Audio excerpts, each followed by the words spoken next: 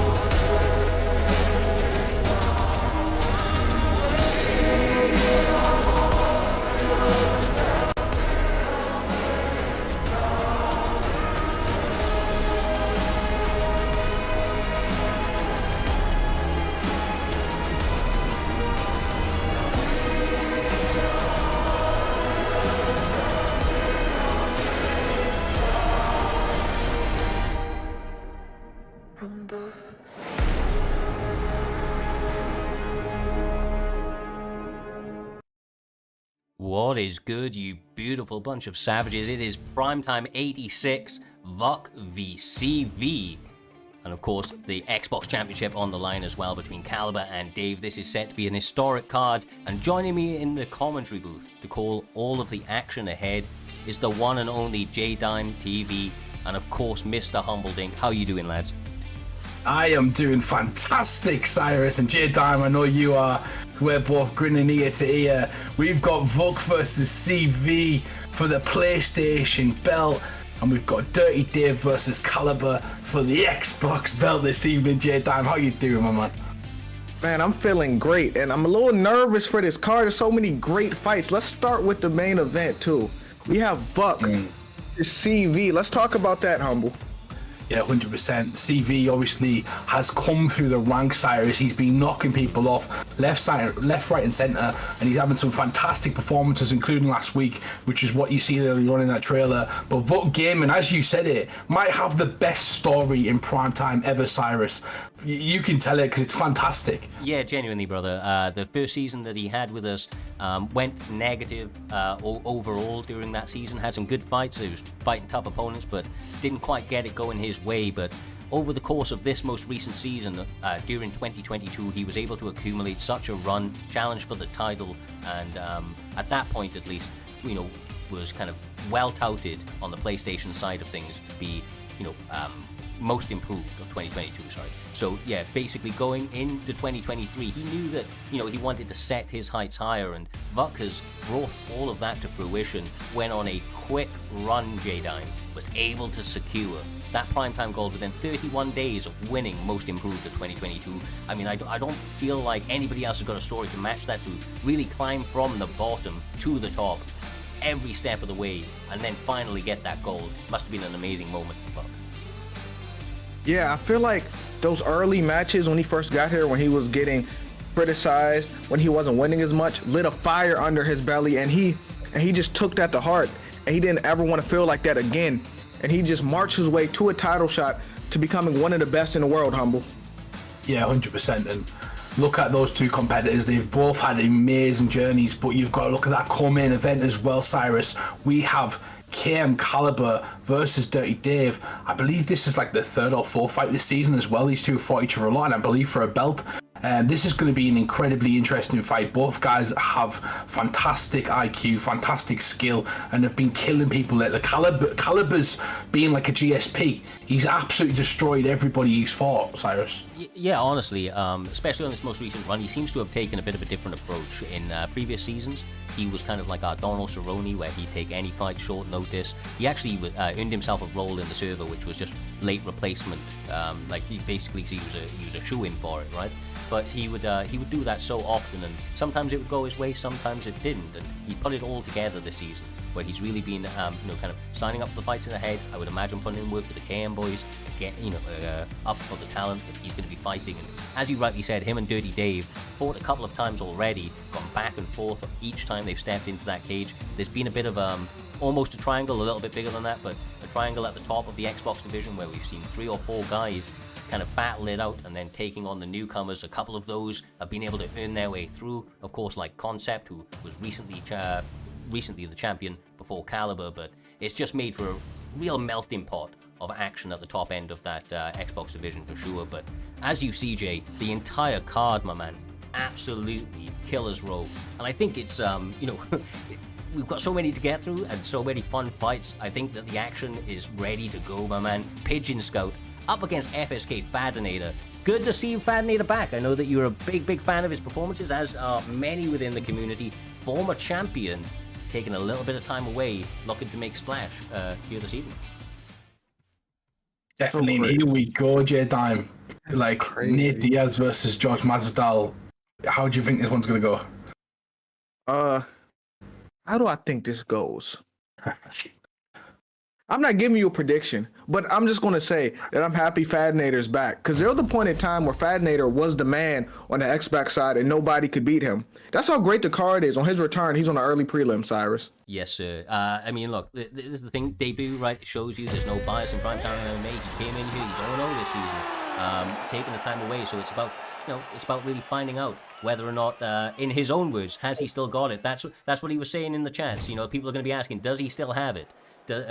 Has the time away going to affect his ability to compete here this evening?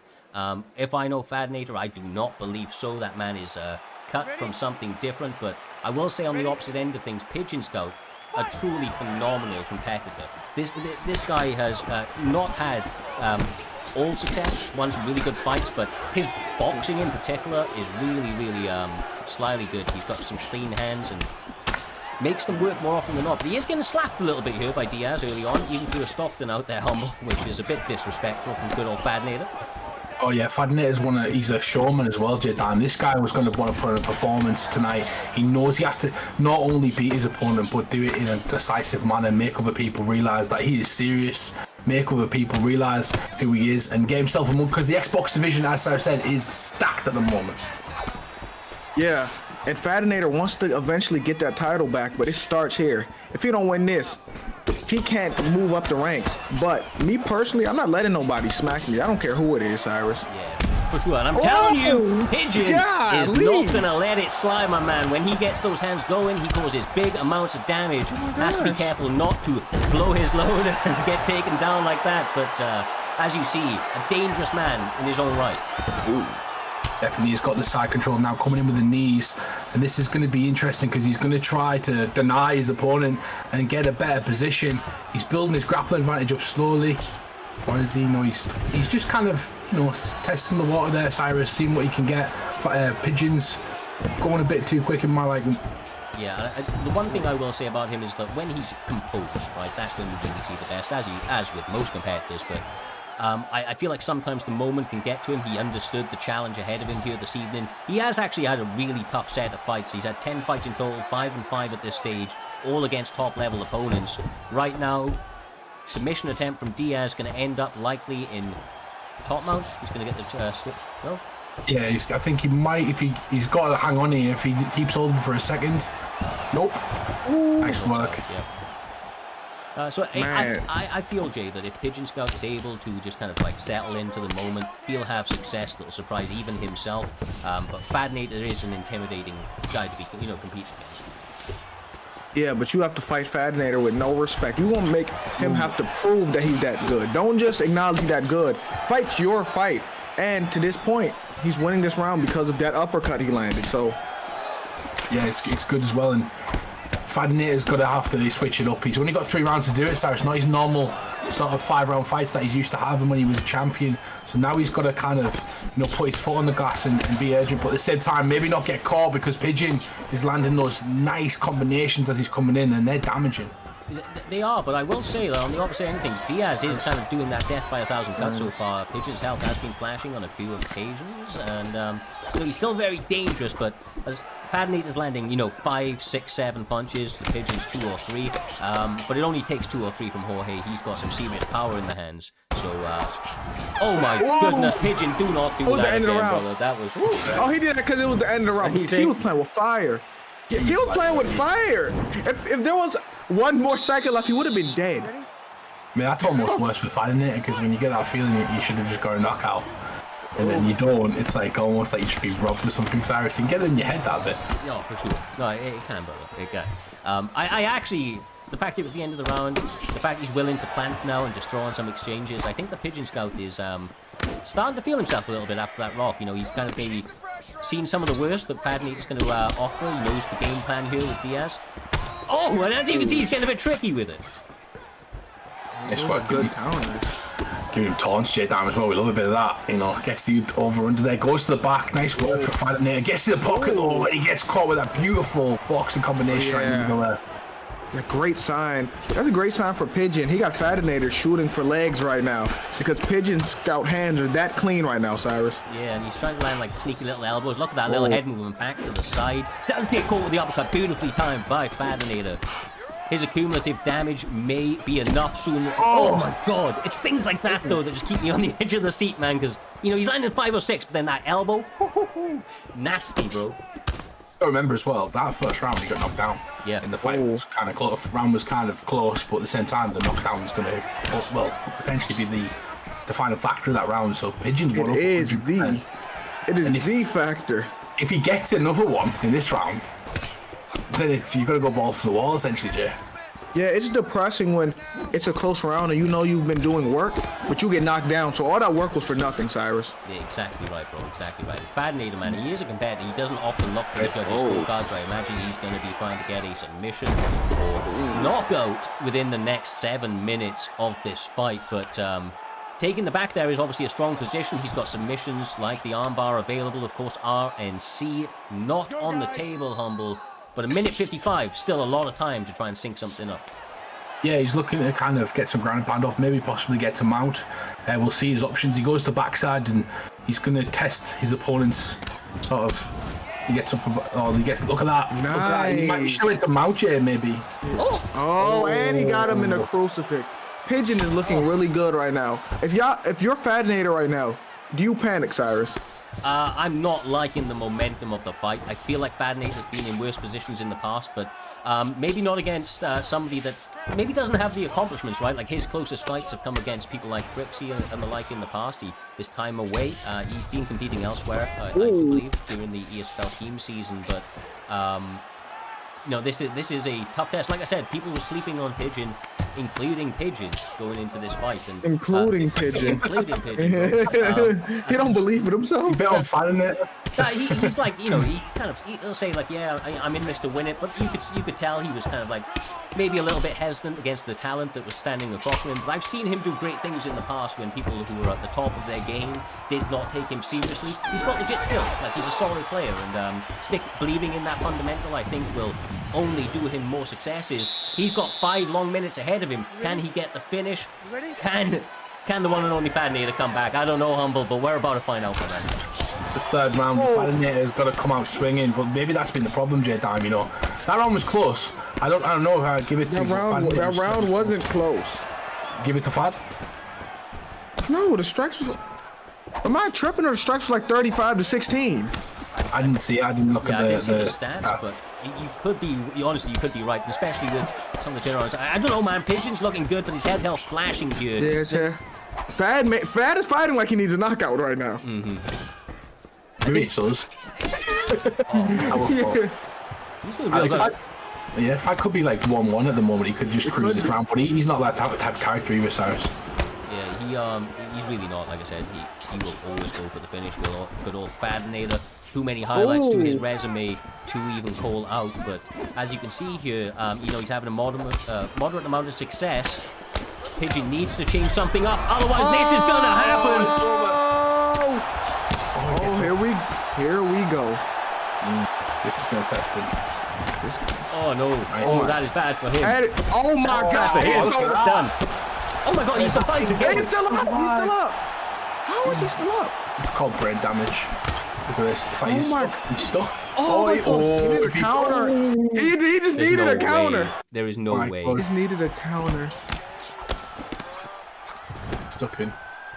Fadinator started going with them uppercuts. He's trying to catch the duck now. He's got some nice combinations. He comes in again. This may be over. This is close. This is close to over. Blocks at the now. He's going to get to the push it up. Tries to finish it. Masvidal's getting pepped. What a comeback. Yeah. Great. Wow. Trial by fire, right? That was trial by fire for Fadinator. He came back under prime time. He needed to get that double. He needed to start off this season. You've got to remember, Humble, we speak about it, most events, for anybody that does not know, we kick off each season with a Grand Prix, right? Fadinator has not been anywhere other than that Grand Prix each and every season. One of the top competitors on the Xbox division. Maybe making a late run here, Humble. He's got a few ahead of him. We've got a few events to go, but if this man stays active and he's able to, kind of continue to level up from that position right there, he may be onto it, bro. He may be onto it. Yeah, if he gets 4 good wins or 5 good wins, I could put him right up there. Like top 16 guys, all get a place, including the champion, and all of them battle it out to see who could be champion. And we've seen some interesting little things happen in those Grand Prix, J-Dime, where people come out of nowhere and have mad runs, and it's just putting yourself in that position towards the end of the season as well. Yeah, we've seen people turn into mythical characters during the Grand Prix. We've seen Ginger play like I've never seen him play before. I just feel like everything's on the line at that point, and people just, for some reason, play way better when everything's on the line. I agree. It was one of the biggest, just to remiss for a minute, I think you guys were around during this time, but when we were running pre-recorded cards for a little while, we used to run one live card, one pre-recorded card. That's one of the reasons, right, is that when everybody's watching, when that pressure is really on and you've got to show up at that time to get that, against that opponent, and you've got to perform right there, right then, I just feel like the added pressure really brings out the best and the worst in people, and it's all for our entertainment at the end of the day, for better or for worse. 100%, and this is the thing about primetime as well. We don't talk about it enough, J-Dan. Our finishing rate is ridiculous. Yeah. I'll put it on the line against any other league. I'm not making a certain challenge, J-Dan, but maybe I am. Pull your finishing rate up in the last 4 seasons, or last year compared to ours. I think this season side it's about 98%, if I'm correct, somewhere around about that mark. Last season it was about 93. Yeah, so that's right. Madness. Well, look, and honestly, it's all down to the competitors, right, and the matchmakers, and ultimately the events that end up getting put on. It is non-stop action. There's a reason that we turn up each and every week, put in a fair amount of hours, right, getting all of these things ready. It's because these guys bring the entertainment. They compete each and every week and show up and show out. Like I said, VUK, who is the champion at this point, went through trial by fire, like literally the gauntlet to get to where he is right now, and the transformation, the story that's built is obviously one of the major talking points of that main event later on this evening. But with that being said, there are 2 guys that are hoping to start their journey, although I am getting word that they may be having, I don't know if either one of them is maybe from somewhere kind of far away. Oh my God, somebody's from Antarctica. Yeah, it's not looking great. Right? Yeah, it's not jumping too much though. It's not jumping. Hey, listen, they're just going to be stuck in the mud, guys. It's going to be it's going to be delayed. They're not going to lag, but they're going to be like stuck in the mud. So you're going to press jab, and it's going to be a second later when he punches. A bit of an interesting note about both of these guys, though, Cyrus. Both of these guys are 1-0. Coming in this one, ranked number 32 versus 39. Yeah. So you can see kind of that in this win. And this is a massive fight because number 2, you get this win, you're going to be on a live card 100% because you're ranked high enough. And you're going to be fighting some top competitors, just like later on the card with number 26, number 27 around that mark. And they're some tough fights at the moment. Yeah, honestly, man, there's no easy fight, but obviously as you climb that ranking, it gets harder and harder, man. It really does. These moments on the live cards are highly sought after since we've been doing one card a week. You know, obviously it's been a little bit more limited spaces and people have been biting at the bit. Yeah, obviously it's tough competition out here, man, and you really got to make sure that each and every time you showcase what you've got. But big old baldy Dana White in the cage. J Dime, he said in the chat that he was dedicating this win to you if he gets it, bro. You better not lose if you're dedicating. If you're dedicating this win to me, do not get your ass whooped, please. Dana White as well. He's gone Dana White, Cyrus, and that's massive. Like against Conor McGregor, if he wins this one, that's a statement. Yeah, it really is. That's a statement. He's from so from what I heard, Slasher is from New Zealand, and that potentially is why they are fighting at high altitude here this evening. Flying knee does not land, although definitely should have connected with that big bald head. That big bald head, both of them got bald heads. Too many bald heads on the screen. Cyrus was looking at him. Look how many people are bald in this shit. We've got Dan Mergiard, Dana White, Cyrus, and Dan in the back, bro. Everyone's bald. I might shave my hair off and join in. Just for support. Oh, Humble, you should shave your head and join in. We got to get bald, Humble. I've given you predictions as well, guys. If you want to jump in the predictions, you can do. Only going for a minute. If anything happens, I'm ending it. So pick wisely because these two are going at it at the moment. It's been an interesting fight. Very, very similar down the lane. Cyrus not more a lot of lateral movement. I don't know if you've noticed. They're going backwards and forwards, straight in lines. Yeah, exactly right. The flying knee comes out for a second time. Connects. Connor. Body shots, G. Sits him down. Let's go. C-Mass, let's go. He said out for me. Good win, C-Mass. If you would have lost, I'm not going to lie to you. It would have looked bad for you. But great win by Conor McGregor. He beats his boss. He beat him down, bro. He beat him down with a vengeance as well. Going after the body like that shows some disdain, man. When you hit the body, that shit hurts, man. It hurts. Don't really feel punches to the head too much, but body punches, that is something else. 5 of them on the bout. Conor McGregor, left hand, square in. I mean, a brutal body. I don't know what his opponent was meant to do. Mark. Yeah, I don't have a clue because he threw 6 in a row. Do you know what it is? I always say this to Jay, when you fight somebody, like Kai does it as well, who throws more than 3 or 4 body shots, it's so punishable that you don't think that they're going to throw 4. You don't think they're going to throw it because you can counter that. But if they keep throwing, it's over. Just quick, you've got to realise that 6 shots make up a finish. So you've got to either block the body or step back or fire or something because you just can't just let them keep punching you. Yeah, exactly right, bro. Exactly right. Well, CXMSS fighting at high altitude did not seem to impact his performance. Very high altitude. Yeah, very high altitude, bro. Like he was on the peak of some mountain. I don't know, but that was a top performance for him. Either way, I look forward to seeing what he can do in future. That does bring us to our actual prelims here this evening, which is up first, ranked number 20 up against ranked number 36, Anime Expert up against EK Masio. Now, Masio is a fellow Cub Swanson fanatic. He's not going to get it. He's in here this evening. He's going to be fighting in bantamweight, but I've had the pleasure of sparring this guy. I know that he is a really, really interesting fighter, to be honest with you. He fights kind of more simulation style, none of the spammy stuff or whatever it might be, and he has an aesthetically pleasing style. I do feel that Anime Expert serves a number of problems for Masio in this position, and it's about how he answers that.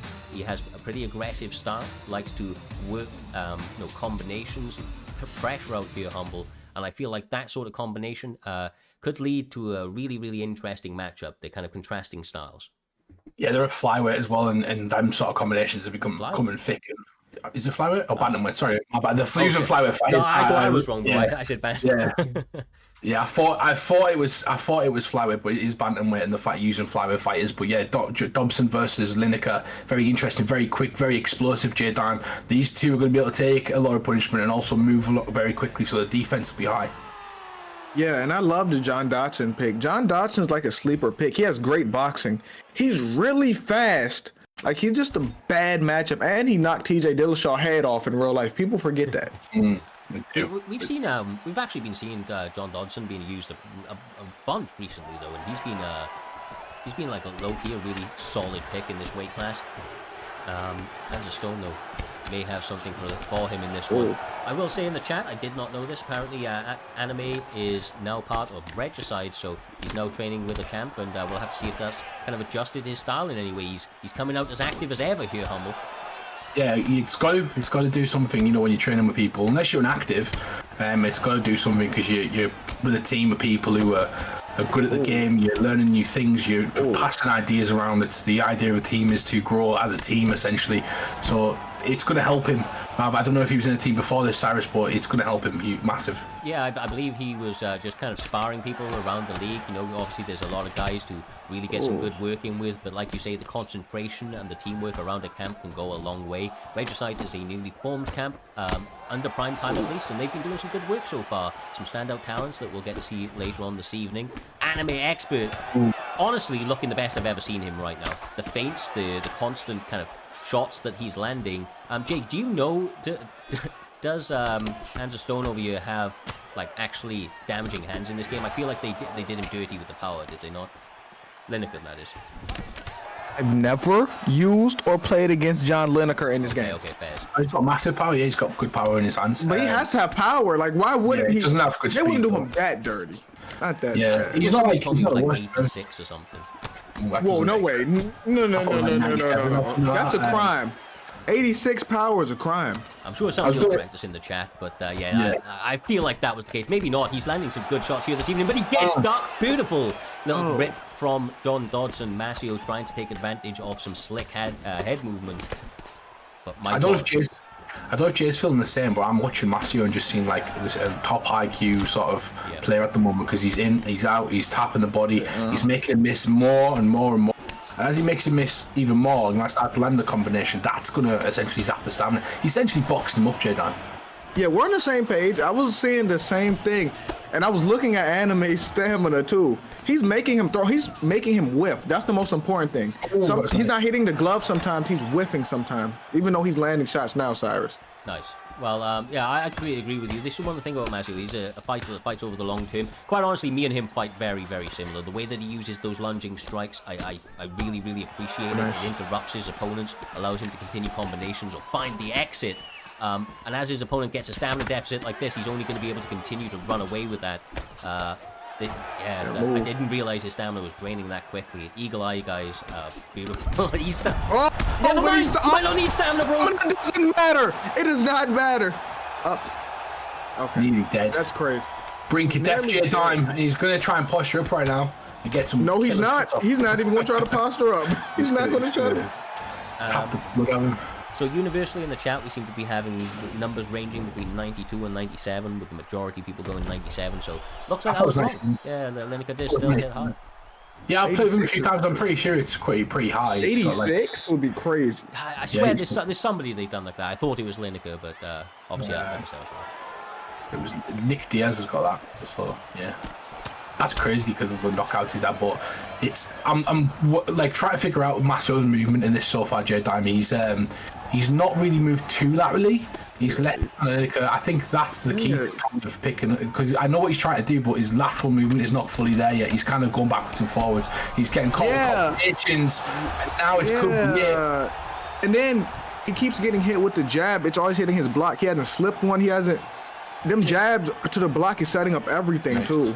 Yeah, he for my money, when he gets like a combination landing on his block, he just doesn't move accurate. He looks to always be trying to answer back, and is getting caught in the pocket. Because those combinations, they're not stopping, Humble. They're just continuing to come every single second of this fight. Yeah, there needs to be a punishment at one point for the one. He's trying to set up that kick as well. Too fancy, like he's trying to set up like big combinations, big shots, but he needs to tap that body. J Diamond needs to really get experts. Oh, listen to me. Listen to me. That's crazy. And he's back. No, it's so sneaky. He's dead. He's dead, guys. It's over. It's over. It is. Oh, J Diamond said it's over. No, it's actually over this time. No, it's actually over. Dang. He just beat John Dodson ass. The stamina didn't mean anything because those shots was hitting him in the face. Like, it's crazy. Good performance. Great performance, Cyrus. Great performance. I mean, like, I'll be straight up with you. Masio, he's going to watch that performance back. He's going to know what he did wrong. He was, like you say, getting stuck in the mud a little bit. But from Anime Expert, there is both a big positive in the fact he's got a nice knockout in that second round. Looked really good in the way he was throwing the combinations. And maybe approaching some of that B3 sort of approach of just kind of screw the stamina, we're going to throw until you die. But he was burning it quickly, and if Masio didn't kind of walk in and get a little bit too flashy, like you were saying, Humble, then he may have had a little bit of difficulty. So he'll continue to do it. He got a big W here this evening, but I'm sure he's going to be very, very happy with getting the W over somebody like EK Masio, who has been around the scene and got a lot of wins under his belt over that time. Yeah, 100%. And to get a win like that right now, especially when you're starting a team, it gives you momentum, right? So it gives you that momentum to then perform in the later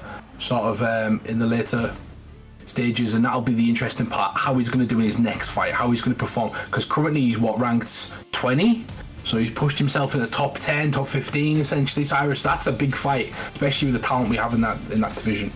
Exactly, bro. Exactly. And honestly, we've seen it right there. Because of the point system, if you're new to Primetime MMA, you get additional points for finishes. The earlier the finish, the higher the placement on the card, the better that is going to be. So every time these guys step in the cage, it is the most important fight of their entire run, man. It truly is, because that win can throw you up those rankings or knock you down them. And obviously, especially as we approach these final stretch of events, you want to be getting those W's. You want to be in a position for that Grand Prix come the next season. We won't actually, from what I remember, we obviously haven't got official dates quite announced yet, but the kind of conversations in the back is we will probably be not having too much of a break this time around. I think that there's been great momentum within each of the divisions. I think the guys are crawling out for the Grand Prix, and honestly, I am interested to see where that goes, but that is for the future. And right here, right now, the next fight up, we have Actual Paul up against Getting Sparked. These two guys obviously kicking off the second fight of this prelims. 2-0 be 2-0. J-Dime, ranked number 23, be ranked number 26. I mean, some of these O's gotta go, bro. Yeah, with a name like Getting Sparked, you better whoop his ass. You can't have that name and get beat up. It's one of those names where if you're winning, you look like the greatest in the world, but if you're losing, you look like a clown, Humble. Yeah, it depends on what Sparky means as well, J-Time. I've got a feeling it's not the one you're thinking of, which is the fighting spark. He's sparking up, I think, So this guy's going to be relaxed. He's going to be chilled. He's going to be in his zone, Cyrus. And that's how I'm thinking. He's going to go into this fight nice and calm. It's going to help his nerves. Yeah, for sure, bro. I think that it's I do think it has its benefits. I don't know if you ever rolled jiu-jitsu, high rollers, bro. It helps for sure. Performance enhancements are quite clearly allowed under Primetime MMA and in that sort of regard. But from what I'm hearing in the chat, the Regicide boys letting us know these recent adjustments or additions, to their team. It appears that Getting Sparked is actually from Regicide, and he's taken this on short notice, which I wasn't even told. So it was on the graphic, it was on the note, but took it on short notice. So I'll take that bit of information as he goes as Dan Ige up against Korean Zombie, brother. Love to see Korean Zombie. Yeah, I do as well. It's J-Time, as you already know. Korean Zombie is my favorite fighter, so if he loses with this guy, I'm going to be upset. Yeah, if he loses, you got to jump in that cage. Can I ask you a question? Why did they give Korean Zombie the Volkanovski fight? Can someone please tell me this? Sacrificial lamb. Exactly. That's a sacrificial lamb. They gave him that fight to make Volk look even better, which he did. And I felt bad for Korean Zombie, bro. He got beat up so bad. That wasn't a competitive fight. Man took 4 years off for military service, comes back and gets Volkanovski. What the fuck? Yeah. Anyway, Danny Ige versus. We know what Korean Zombie's good at. He's great with his boxing. He's got the Korean military boxing style. They do a lot of training in that, and he's very quick with his reflexes. Good jiu-jitsu, one of the first twister finishes. Danny Ige good with his hand, Cyrus. So these two are quite similar in styles, apart from the jiu-jitsu and the ground. I favour towards Korean Zombie. Yeah, I mean, Danny Ige is no slouch on the map, but you're definitely right. Korean Zombie has some really tricky skills in those positions. He seems to be trying to use some of those with some angle pick attempts early on. Getting Spark having none of that, though. Those Red Stripe boys seem to have pretty good takedown defense, and from my money, have been working their boxing and kickboxing really well. It seems to be one ripple throughout the entire camp that I enjoyed seeing, Jay, quite honestly. You know I love him, I appreciate a good bit of boxing. Always seeing things coming at him. Yeah, but I like, ooh, he gets taken. I like this new Regicide camp because they're up and coming. They've been getting wins. It seems like they're very high level, and they're going to be one of the known camps in the future, Humble. They're hungry, right? They're very hungry. Yeah. I like that. Like, I like when a new camp comes on and they really want to like make a statement and they put all the other camps on notice, and it's going to either make or break the other camps as well. So it's kind of good. It's constantly making everyone kind of grind a bit harder and push everyone back. Everyone forgets UFC 5 is coming soon, Cyrus. So people better be getting the skates on because you want to be top of prime time when that comes out. Exactly right, brother. Axel, I'm kind of understanding, obviously, at least why he's going for this heavy takedown, but it does seem to be taxing his stamina quite heavily, because somebody like Korean Zombie, who does not traditionally get too tired out here, Jay, this is one hell of a pace he's setting, and he may struggle with it if he's not able to get some big damage off on his opponent over the next couple of minutes or so. Yeah, but I also wonder where Danny Ige's stamina is too, because the takedown he denied, his stamina was blinking when he denied that takedown as well. Yeah. Nice work, goes to the ground and pound again. Nice shot, good shot selection there, and he used it to get up. Very high level from both guys. The damage was accepted, but at the same time, he used it to get himself to a better position. Cyrus, better than taking 8, taking 4. Yeah, no, exactly right. I mean, look, he may have kind of got a couple of shots, but he recognized, like, his opponent didn't posture down of his own accord. In any high-level grappler, you'll see that from them. They'll choose their posturing up, they'll choose their posturing down, when to strike, when to not, and that's obviously why they're in so much control. But right now, on the feet, man, he is having all sorts of problems. I feel like that's one of the reasons he's having to go so grapple heavy. He just doesn't seem to have too many answers for the combinations coming his way there, Jay. Yeah, I feel like Dan Ige has to do something right now. What do you think he should do right now, Humble? What adjustments going to the second round do you think he need to make? I don't want to tell him because I like Korean Zombie, so I don't want to tell him anything. I'm joking. Oh my god. He's got to utilize his jab, maybe to kick the legs like he's doing right now, but in my opinion, he's got to utilize the range. The range is the key at the moment. He's getting picked apart with combinations, so he needs to control the first exchange of each altercation. You think so? Like, maybe I'm on crack or something like that. I thought Danny Ige was rocking on the feet. But was getting, obviously there was a lot of grappling, right? And I feel like that was kind of putting him off. 12 significant strikes. I didn't see all of the stats there, but for my money, Getting Spark just needs to keep this on the feet. The longer he can, the more it's going to go into his favor. Oh, nice work. Lands it straight down the middle, goes to the knee. Good exit on the there, goes back to the body. And Korean Zombie's coming back with a double jab straight. Ducks the shot. Nice work, Jay Diamond. Good shot. Good counter as well. Yeah, something tells me this fight is going to pick up real soon. Like, it's going to be a real good fight in about 30 seconds, Cyrus. Oh my god, lovely work. Absolutely beautiful. Clip that shit. God damn. Scratch that. 30 seconds, and he was like, no, now. And he gets it now. He just woke up. He just woke up. The slip, the rip, the follow-up combination, that was something of beauty from Dan Ige right there, getting Spark, trying to separate his opponent from their consciousness. Oh my god, this is not looking good, man. There's over 3 minutes left in this round, Humble. Let him go. I'm joking. He's elbowing him, so yeah, he's elbowing him. Don't let him go. I'm like someone's mum getting into a sort of game, like pulling them off him, Get off my son. Oh, this is it. Getting Sparked is literally. Why did he go back? Oh, it was okay, arm trap. okay. It was arm trap, bro. Yeah. Oh, Oh, he's in a bad spot. Yeah. Oh, he got You up. gotta be careful playing on He the got the ground up. with this guy. You don't want to Yeah. out for too long. This is, if I'm Korean Zombie, I can't be content on my back, but I can't panic. I can't panic and make a crazy mistake on this ground, Cyrus. You know, 100%, bro. Like he did so well to regain that position. A little bit of fortune favored him to get out of it, but he's still in a world of pain as his opponent decides to separate. no, The referee separated them. Fair enough. Okay. From half guard. Yeah, Okay. pretty quick as well for my money, but yeah, either way, back on the feet, and I honestly feel like that favor's getting sparked unless he gets taken down, but he does not. Obviously done a lot of work, man. That damage gonna add up from Crucifix. Boy, Ty Plum. Yeah, so is this part here. The exchanges J-Time when he's like disengaged from Octave. Needs to be careful. Oh, wait, hold on. His stamina. Hold on. Oh, That gives me confidence. If I'm Korean Zombie, I seen that stamina blinking. Now, if I'm Korean Zombie, I need a counter in between. Oh, lovely work. Nice. Whoa. Oh, he catches the uppercut. Oh, his controller died. Hey, his controller just died. Did you see that? How fast it popped up on? And he backed up. The message popped up. Oh my. Oh! He's getting it again. He's getting it again. He's about to end this. He's about to end. Oh, he don't got stamina. Oh no. Buy He him, gonna you throw- he gonna controller. Oh my god. What the fuck, man? I'm throwing mine against the wall if that happens. I'm not gonna lie. Jesus. Oh my. All right, bottom fighter here, maybe looking to hip escape Oh DC. goodness. And really starting to make these shots. Tell you, man, like his combinations, like there's definitely there's a bit of rawness to him, right? In the way that he fights getting sparked, but his pure aggression, the combinations. Oh, this is brutal, bro. Korean Zombie, the cuts on his face, it's not looking good. Swollen, bloodied, and bruised, bro. This is tough to watch for Korean Zombie right now. Yeah, he's panicking.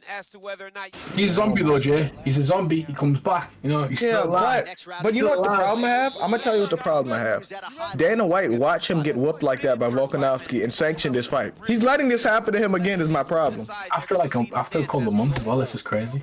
Nah, it was bad, but everyone forgets that Korean Zombie get plus 25 in the third round because of just incredible nature. So, you know, Korean Zombie right now is, look at him going forward, Cyrus. He's determined to win this fight. Yeah, I mean, why he's such a fan-friendly favorite. This guy honestly lives and dies by the sword. True fighter through and through, and he's gonna have to if he's gonna want to get this fight in his favor. Beautiful pivot. Ooh, nice.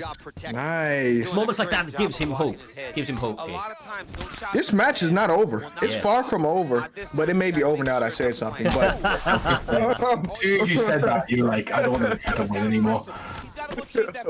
You even called that you cursed him, bro. He could shut his mouth and he doesn't. Oh, he's still alive.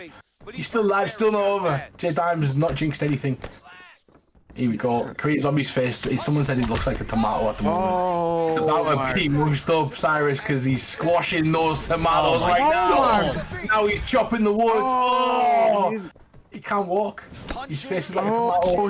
Stop it! I don't like Now what he's he's doing, like- my boy. Oh, with it. oh my god. For God's sake. Oh my. Oh my god. This is No way. abuse. This is abuse. Well, there are a few things more fun. Oh, this is child abuse. Oh my god. These type Oh, of he- transitions and scrambles. Oh, he gets him up. He gets him get up as well. His stamina's gone too. His stamina's gone too. Getting sparked, maybe facing legal proceedings after this one because the type of beatdown is not commissioned by the Athletic Commission. I cannot believe Korean Zombie's in it. Imagine he comes back. Oh.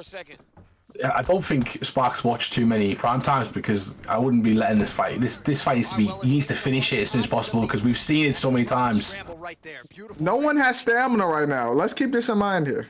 It's prime time, Jedi. Anything can happen. Oh my god! That should have did more. That should have did more. Oh, he knocked him out right We're there. not That's a sure if he's viral. lighter on his feet or what That's it is, crazy. but these last couple of rounds, he's been Nice far work to the more body. aggressive, a lot He's more taking his time now. Nice work though. He needs to get a finish though, in my opinion, Cyrus. Finish him. He's a zombie though. Like it is true in nature. Oh, This is gotta it. be it. This gotta be it, bro. Oh, he got him hurt bad. Right. I will No survive. stamina, brother. You just got that. He hasn't got the stamina in him. This is Alexa, a play I Will Survive. Yes, Stop Jay. that. Stop that. Anyone's got you on their telly right now. The ground and pound start. Nice work. Jung needs to get up and get a finish. Oh, he's let him up. He's big mistake. Big mistake. Oh no! Oh, is it? Oh, no! Is it a mistake? No Is it a mistakes, mistake, no humble? mistakes. I Is reverse. it? I want to reverse for a second. Right, Cyrus. What did I say? Bro, No mistakes. man. No mistakes. What He said it's a mistake. No mistakes. Other than the stamina, right? Other than the stamina, that was that was just a dogfight, bro. That was a dogfight. Respect to both competitors. They brought the fucking action, Jay. I'm trying not to swear on this show anymore, bro. But these guys, I mean, it brings it out of you. Like, what can you say to describe that? Madness. Just crazy. Just this is why we love doing what we do. Like, it's why we put the effort in all week to get these events up for people so they can showcase their talents like this. It seems like that people give a bit more for prime time, and that's what I mean. The competitors dig in a bit deeper. They play a bit harder. They try to get a finish every single fight. They understand what's important and what's not. They understand the work we put in, and it all adds together. There's people in the chat saying he's flowing. He's like water. People love that performance. So great fight for Get Sparked. Yes, sir. Look, that's 2-0 for Regicide, J-Dime. We're going to get to see, obviously, Frosty compete a little bit later on this evening. I don't know if there's any other of their competitors, but this one is actually going to be moving us back across to the PlayStation side, my man. It is rank number 20 up against rank number 23. Raw Matrix up against Professor Potato, my man. Professor Potato. That name. Man, that name is crazy, right? Every time I hear that name, J-Dime, I'm like... Yeah, Professor Potato. What did we call him before? Because we forgot his name. Professor Potato he's got this sort of nickname, but Raw Matrix, we keep talking about his durability, his sort of amazing under pressure fight skills. He goes forward, he hits the guard, he hits the block a lot, and he breaks through eventually, J-Dime, with killer combinations. He's finished some of the top guys. In other leagues, I've seen him do some magical stuff, so it'll be interesting to see how this one goes. Man, this should be a great fight right here because, if I'm not mistaken, Professor Potato, that's Edge of the Cliff, right? Isn't he in TT? I'm not sure. No, I'm almost certain. No, I think I'm right. So, yeah, he's in TT, and then he's going against Raw Matrix, which is another really good fighter. So I expect a lot from this fight. Oh, brother, like, you know, Raw Matrix, genuinely one of the nicest guys around. Great guy in the community. Brings it to full fruition in the fights as well. For the most part, you know, he shows up and shows out, tries and lives and dies by that sword. He's got Nick Diaz here this evening, Humble. I know you appreciate that much, like I do, but it is against Hamza, who is a bit of a different beast. You can see the size differential already. Yeah, 100%. If you're a young kid, just like kind of getting into this sport, just kind of gearing or whatever, you haven't watched many Nick Diaz, go and watch every single Nick Diaz fight you can ever watch and just enjoy them from start to finish. It's absolutely incredible. Same as Nate. Nick is the pioneer in that sort of style, but Cam's very similar to Nick Diaz, J-Dime. So these two have got similar personalities. This would be a fantastic fight if they ever had it when they were like in the primes or something. You know what Professor Potato nickname is, and I'm not going to call him that. They said his name is PP. Oh, really? I'm not calling no grown man PP. PP time. PP time. It's PP time in the chat. Yeah. These guys are going to have their gloves, guys. We're going to start making those gloves. Yeah. You know what I mean? The big forms. It's PP time. That's all we're going to make. Nothing else but them gloves. I love it. Everybody going PP in the chat. That's brilliant. PP? That's crazy. Oh my gosh. He's in trouble. Yeah. PP is on top right now, and he is PP is on top. Oh my god. Raw Matrix though, bro. He's a good grappler, right? I've never fought him, but in his performances, he seems like he's a pretty good grappler as well. So, I mean, he's got that rubber guard to work with, Humble, should he be able to regain position. Yeah, he's one of those guys like myself who he has to be dialed in with the ground. You know, he has to be ready for it. He has to adapt to it. Might take a couple of seconds or a bit of time, but he will get there. He trains with Spooky, and we all know what Spooky's like. So he's not. That's always good to have a guy who's just a constant grappler in your camp. You know, because you're gonna be able to deal with that over and over again. Oh my goodness! It's the turn, J-Dime, and now he's on top, and it's perfect sort of composure. But 1 minute 30 seconds to work. My bad. I'm over here reading everything they're saying about PP. Like that's crazy. They said PP going in. I'm done. They've gone. The chat's got. Sometimes you lose control of the chat. It was a couple of weeks ago we lost control of the chat about the Cyrus's bald head, and this week it's about PP for the chat. But PP is getting smacked right now, Cyrus, and he needs to come back. He needs to put some PP on him or something. I don't know. Let's stop the PP lines, bro. Please, they get weirder and weirder. Oh my god. Yeah, that's the comment section is straight PP right now. It's a PP though. That's crazy. Oh, well. PP gets put down. Oh, PP goes down again. man, Professor Potato. Oh, PP with the reverse. Nice work. PP needs the finish. Oh, I'm not partaking in this anymore. Professor Potato won that round. No, he didn't. Sorry, Professor Potato did not win that round, in my opinion. He got dropped a few times. And Matrix, good composure. He's got a good fight IQ, and you can see it there when he did good work when he got back to his feet. Yeah, I do apologise to the competitors. That kind of run away from it for a second. It was fun while it lasted, though. That's why we're here. That's why we're all here, to keep ourselves checked. this is good. I mean, Tamaya's he's getting getting caught. he's getting tuned up right now. Yeah, Matrix is like had that when he got took down, had a minute and a half to work, and then since then, J-Dime, I think he's just started putting the foot on the gas and doing really well. Yeah, now it's time for Professor Potato to make an adjustment. Oh, Nice takedown defense. Late denial, he got it. Even though he didn't get it, though, that is the adjustment you were calling for. It puts the threat back in Matrix's mind and maybe makes him a little bit more hesitant on the striking, but maybe not humble as he continues to unload combinations, trying to end with that head kick, which is a little bit different for a Nick Diaz player. yeah, he's doing it. I think he's crying. One of my head kicks there. No, he keeps defending. This is the thing, though. Like, he's got his groove now. You can see early on in the fight, he wasn't quite there, and now he's happy to. Oh, he's going to hit the reversal. Oh no. Reversal. Bad move. He needed to wait a second before see what his opponent was going to do, build his stamina back up, then jump on the back. He went a bit too quickly. Cyrus cost him. Exactly, this is a really tough one for me right now. I don't really know kind of who's winning in total. I feel like these guys have been back and back. Obviously, not a great position for Nick to be in, but as we've seen on the ground already, Jake, these guys can give and take on the ground. They're able to both work bottom game and top game. Oh. That is a terrible denial for Nick Diaz. Should have waited. Oh, he's going to get a posture up, surely. He decides to stay where he is, and he's not capitalising. Now he is. Now here we go. Now he's starting some big here damage. This is the chance. Do some work. Big shot at the end, Yeah. Oh, I was about to say, if he get it now one more time, Nick does not want to be there, especially with a dominant grappler like Hamzat Chimaev on top of him, Cyrus. No, exactly, bro. I mean, Hamza, like, we've never really seen, other than the Burns fight, seen him kind of suffer any sort of adversity. But this is kind of like when Nick Diaz thrives. He kind of likes to take those really tough fights and take it to him. He fights his opponents like he has no respect for them, humble, and that often gets into their mind. Just continually walking them down, continually throwing combinations, willing to fight wherever the fight goes. It's one of his strongest strengths. Yeah, people learn how to fight and forget how to intimidate. So, like, when you're young, you don't know how to fight, Cyrus. You kind of learn how to intimidate, which is Nick and Nate all over, right? They had to learn how to intimidate people to survive, essentially. So they keep that going into the fights because it is another art form in its own. Conor McGregor is known the most for it being successful, and Nick and Nick Diaz were the first to kind of do that. Well, nice work. Or one of the first. Oh, the head kick finally catches him, gets him against the fence. Matrix doesn't have enough time to get any more damage in, Cyrus. Saved by the bell. That's one hell of a way to end out that round. Credit where credit is due. That is the way to leave an impression. Going into the next one, of course, we have some good amount of time left to work here, J-Dime, and I don't expect that they are... I don't expect that they're going to want to go to the judges' scorecard if the last two has been anything to tell by this third round. I imagine we're seeing a finish from one of these two.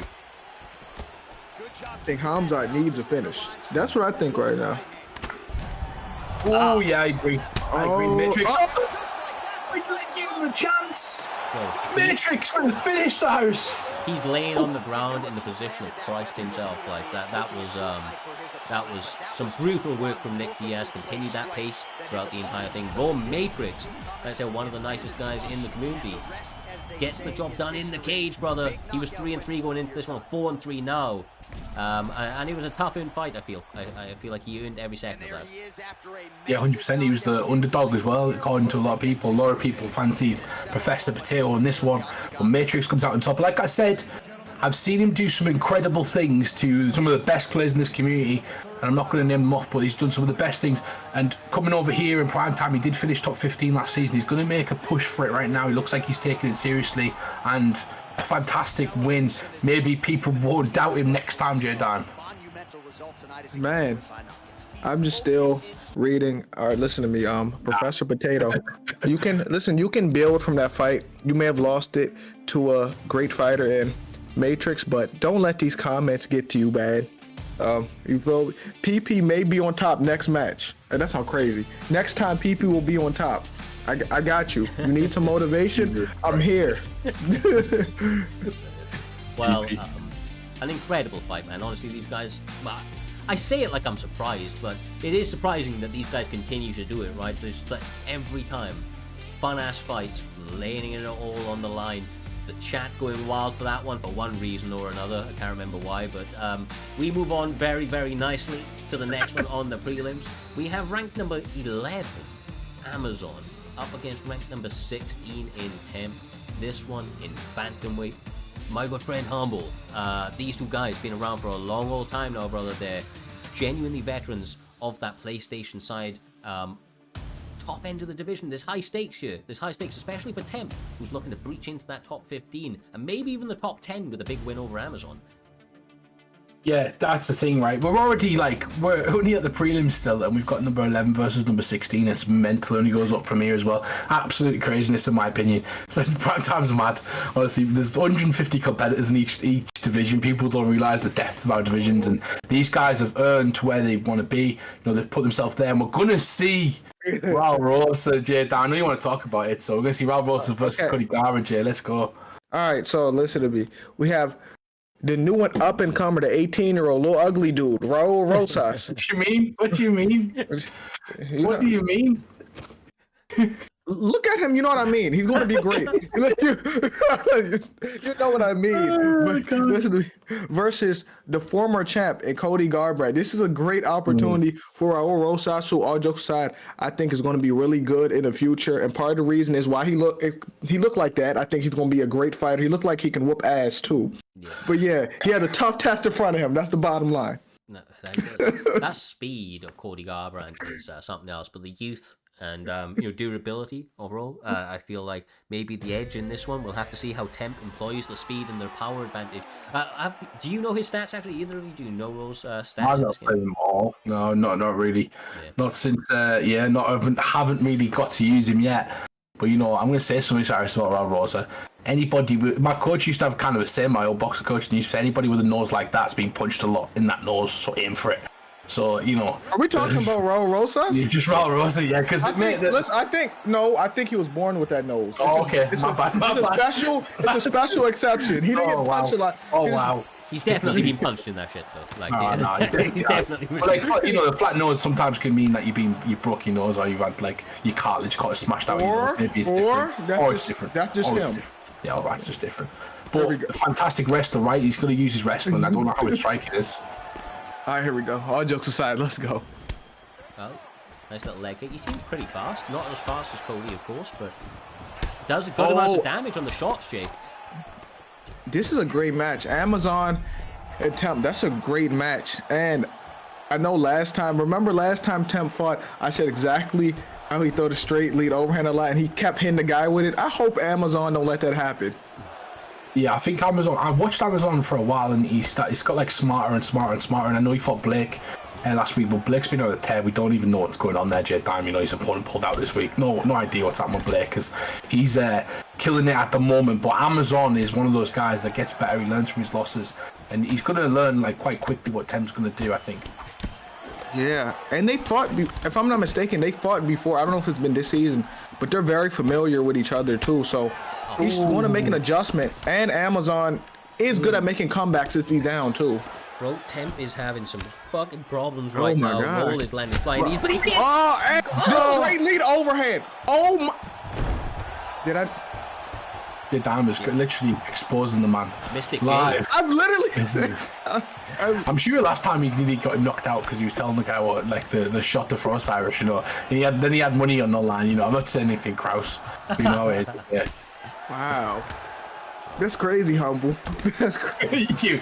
That's mad. But the Temp you know, Temp's got that signature move, as you said. You have pointed out we're supposed to do that, and essentially, King Amazon needs to do something. He needs to figure out a shot to kind of get away from it. He needs to figure out some movement to get away with it, because it's caused some problems, and now he's on his back, Cyrus. Oh, exactly right, bro. Exactly right. And it's interesting to see Cody being the one to take him down with a couple of those hip tosses from the clinch. But it's good to mix it up, right, Jay? And I mean, that's ultimately what he's doing. It's minimal risk. He can't, you know, end up on bottom if he shoots that takedown. Does the throw, sorry. Yeah, but this is weird. I feel like Raul Rosas was supposed to be the one who has the advantage in this position. Cody's supposed to be on the feet. The fight went completely opposite of this. This is a weird sight to see right now. Had a big brother in him, Humble. Yeah, and a lot of people, 100% of people who bet on this fight bet on Temp. So if King Amazon manages to come back, it's almost a miracle, and people don't believe that. People don't believe in King Amazon at the moment, so he's got to believe in himself. He's the higher ranked guy. He's ranked number 11. Madness, in it. Some people might bet Temp, I don't know, but clearly they've seen something. But maybe they know something I don't, because Temp is looking fantastic. Maybe it's the pick, right? Cody Garbrandt, 98 power. It's the thing I tell everybody. Ban Cody Garbrandt as soon as you get. If you're in prelims or you're fighting on the early prelims, ban Cody Garbrandt, because then you don't have a fighter that's close to even. Maybe he thought Raul Rosa was. I don't think so, but we're finding out right now, right? No, exactly. Cody with the crucifix is crazy to me. Like people said in the chat, I didn't know Cody had a crucifix. We don't see people use Cody and grapple with him. Oh my. This is what we see. So that work on the ground has probably set up all of the work he's about to get done on the feet. He has to be careful not to get overzealous as he almost eats a flying knee, but somehow gets straight punched out of the air. Because he wasn't moving as well, Jay. Like he held his ground when he strikes now as well, so he's cutting the ring off really nicely. Oh my god! Gets there square up against the fence. Going to get a chance to do some damage, and it's all or nothing here for Rosa, because if he gets caught one more time, it potentially could be it. Yeah, Raul Rosas can't even buy liquor yet, and he's getting punched by Cody Garbrandt. This shouldn't even be sanctioned. Yeah. Boy can't drink, but he can fight the former champion of the UFC bantamweight division. Yeah, no like that's. At all, bro. Oh, and he's stuck. Oh my goodness. This is child abuse. This is child abuse. This is child abuse. It's over. He's too young to fight in the UFC, that guy, like 16, and I mean, come on.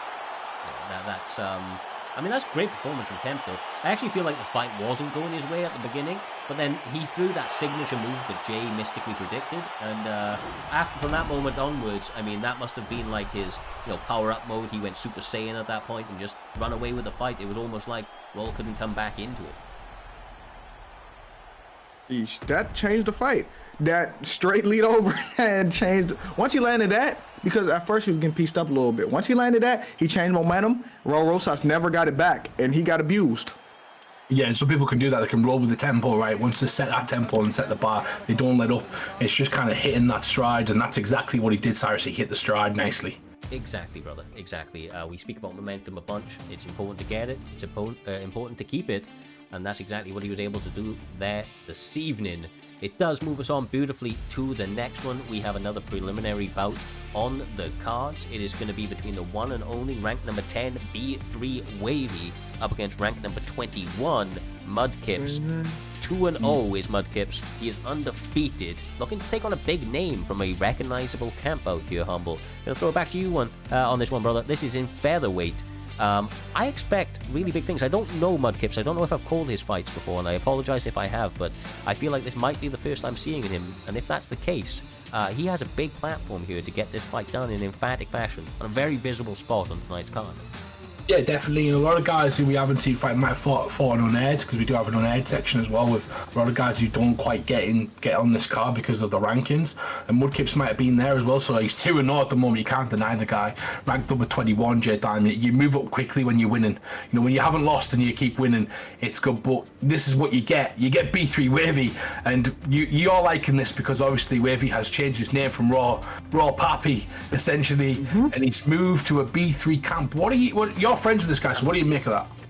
Okay, so he's no longer Raw, right? I was making this joke where I was saying because I seen it was somewhere else. I seen Bang Bang beat him so bad that he joined him. You know what I'm saying? If I can't beat him, join him. But Wow. this is all jokes aside. This is a great addition to the B3 camp, and I'm glad he changed his name to Wavy, how it's supposed to be. But he can't sleep on this up and coming prospect who is really unknown. So you really don't know what to expect. All we know is that Mudkips is undefeated. Yeah, we might have called one of his fights. But we do some. People have got to understand that we fight. We do Cyrus. With the 2 events we used to do a week to now, these 32 fights a week for a full 2-3 years. So it's kind of a blur to us, but we're about to find out, because this is what happens. You get to a certain spot, you fight a certain guy, and if you do well, guess what? We remember you. Exactly right, bro. I mean, look, you got to remember, I think last season, this is rough numbers, I didn't work out specifically, but if we work out approximate events, we called maybe 800 fights last season. Mad. 800, that's a lot of fights. 800, there's 1,500 plus in total. I know that we covered over half of it, so I mean, we did a lot of fights, brother, and like I said, there's a reason we keep coming back for more. It's because guys like this continue to make storylines, make movements in this primetime division, respectively, Xbox and PlayStation. Ooh. Wavy coming out here quickly, and I have to say, a year in this weight class, the fact he's 4-star is criminal. It is criminal, brother. Oh yeah, after that performance too. After the performance he just had last week, Yeah. he's supposed to be 4.5 stars. I think he lost some, though, because he lost to Max Holloway. He lost, even though that was kind of a win. And then, I think he lost to someone else. But obviously, he's put himself in a great position as well. Right now, he's going to... That Josh Emmett win was tailor-made for him. The way Josh Emmett kind of fights, he could just kick him all day. He throw them looping shots, throw them overhands, and Wavy with the takedown to now. But if Mudkip could get this win, it'd be a great win, because people forgot when Wavy was... not B3, when he was Raw, Wavy, he was one of the up-and-coming prospects, a former title challenger, too. Yeah, exactly. I like how he set it up there, Cyrus. You see that little, the way he set that spinning elbow up, it wasn't kind of normal for a setup. Yeah, right now, I'll be honest with you, Wavy is doing some really slick shit that may go a little bit unrecognized. He's doing stutter steps and all sorts. Mudkips needs the clinch. He needs to be able to work it, because the octagon's feeling small right now, and he's actually being the guy that's getting taxed more due to the body work. He hasn't thrown too much, but his stamina is kind of short. Yeah, you need to obviously focus on your jab, focus on shots that are going to hurt your opponent when they're coming in, but also get off that cage, J-Time. Get off the freaking cage. You need to work your way out. Don't fire back if you're against the cage, because that's where Wavy is going to do all of his best work. Yeah, he's in full control right now. Dustin Poirier needs to do something, and that's not the something. Oh, this is over. This is already over.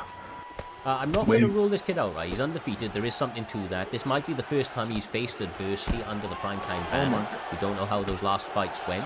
He's doing some weird little pull counters with elbows, trying to get tricky with it, but the overall momentum still going Rodriguez's way, just touching him with everything, Jay. His timing is messing him up, and he's landing that lead body kick at will, too, Humble. Yeah, this is the difference between a top 100 player and a Division 20 player. This is that's what it feels like right now. This levels. This level, it was a level difference. There was a level difference in this. I'm not gonna lie, this looked like a mismatch, guys. Damn, bro. That guy was undefeated. He deserved the test. It was not able to get... That was clean kickboxing. I can't even lie. That was... Yeah. Brother. Nice. I mean, look, Wavy, we knew Wavy is always a top level, competitor. There's a reason he's number 10, man. Look, that was a bit of a step up from Mudkips, right? He was ranked number 21, but he was undefeated. He deserved an opportunity to fight up in those rankings, and B3 Wavy was more than happy to welcome him. And I mean, you can see why. The guy's confident. He gets a big W. He's now 5-2 in that division. It's a good little record he's starting to amount for himself. Probably climbs at least one rank with that win based on the point-based system and getting the finish as well. But Humble, I mean, I don't know if you know, brother. The next one up is a sensational fight. Another B3 faithful coming through. B3 Blackouts, the man, the myth, the legend himself, gets knockouts in the cage, makes amazing posters outside of the cage. He's going to be fighting up against ranked number 17, Vex Bossman. These guys don't taste defeat too often, but when they do, it comes via that kill or be killed action that they love so much. Yeah, definitely, and we love watching Blackout fight. I believe Blackout had, J-Dime, he had them amazing knockout runs where basically nobody could kind of catch him, and he was knocking everybody out in the first round, and it was impossible to kind of beat him at that time. He's doing so well, and he's just started getting back to that as well. I'm sure he got a knockout in the first round last week. He got one of the performances of the night a couple of cards ago, so he's going to be looking to headline it's a big spot. This people don't realize it's a big spot. The featured bout on the prelims is one of the ones that we closely pick on purpose, Cyrus, and you know it's a huge spot for Blackout, and it's a huge spot for Bossman as well. He's got a chance right now to go 4-1 and climb those rankings to put himself in a great position for a huge fight. Yeah, definitely, bro. Look, these are all major positions, like you say, and the featured fight of the evening is a fight that is, you know, it's picked for a number of reasons. You want an entertaining fight to highlight the prelims, but you want to also give an opportunity for somebody who's kind of at that edge where they start to put together some wins and the like, right, where they're really trying to separate themselves from the competition. This is a great opportunity for both guys to do that.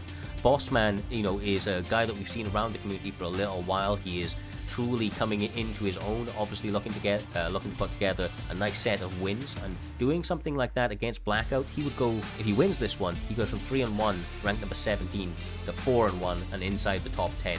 Now that's a major feat, that's a massive opportunity for him to get that, and it sets us up beautifully for the rest of the card. Of course, we have number 1 contender matchups lined up. We have the 2 title fights. This entire card is set to be pure craziness. We are just waiting for these guys to get going. They're currently on a pause menu. I mean, I can take us across by all means, but it's currently a pause menu. So we'll go across, in fact. We'll go across. Why not? Hopefully, these guys are about ready to go. This is the screen that we are on. If they are not within the next couple of minutes. I know this is the pause screen for, I know you guys play on PlayStation. This is the pause screen. So when you bring up like your messages or something. I didn't know what that was. Yeah, pause screen, bro. So it's kind of like if you just bring up your messages or whatever else. You know, you get that thing on PlayStation that comes up in the corner that I found out recently. That's what it was. That's what this is. So he's on his messages right now, probably just looking at the party or something like that. And he's just gone offline. That is disappointing. Now, this is not normally the case. Obviously for Blackout, I'm assuming that there must have just been an issue with the stream. And as I switched back, the man juked me. He said, "Psych." Oh, he's back. Oh my God. We are back, bro. Offline, online in 0.7 seconds. He knocked out his internet and it came back on instantly. We will see how this one goes down. Another Nick Diaz picks. Jorge Masvidal. Jorge's a great pick for Bossman. I think it like really accentuates his style. Yeah, it does. Like Jorge, the distance management, the kickboxing. Like people forget it's mainly kickboxing now. Jorge does. Jay Diamond, he's fantastic with his feet as well as his kicks. Uses the kicks to set up his punches. Mainly a boxer, mainly the kind of brawling street fight sort of bare knuckle style. But when he does use his kicks, they are brutal as well. Yeah, he has underrated kicks, Humble. And Nick comes out with a kick. Yeah, he has. That's crazy. And here's the thing: I'll give Blackout credit. Whether he win or lose, it's entertaining because he's going to put it all on the line regardless. Truly, man. Like he's all about getting finishes in a very fun way. He wants to have like one of those highlight reels that is unrivaled. And honestly, he's been able to do that. He has, you know, one of the most first round knockout finishes over the last season or two, and obviously he's going to be looking to do that here this evening. But he knows the test that's across from him. Bossman, as you can see, is a savvy opponent, bro, especially in that striking realm, timing his strikes and blocking very, very well. It can be difficult to beat this guy down.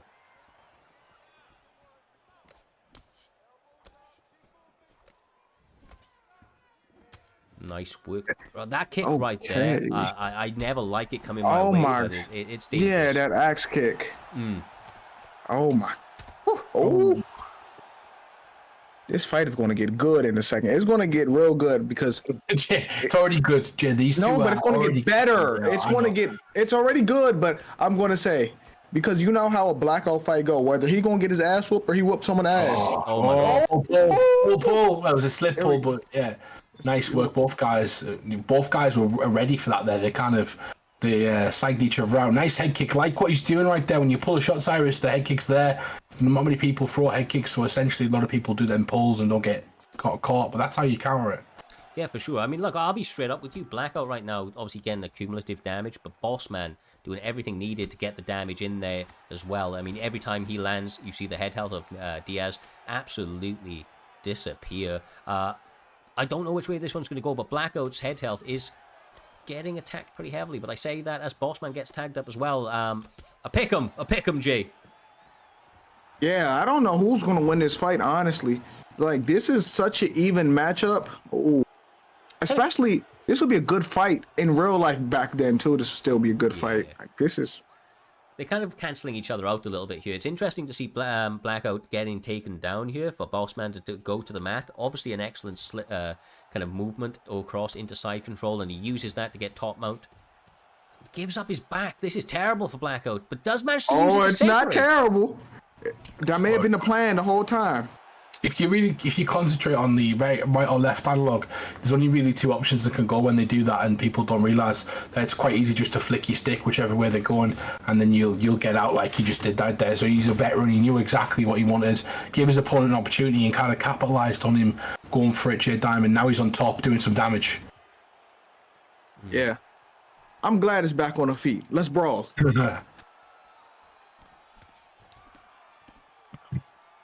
Tuning up. I'm before the storm, man.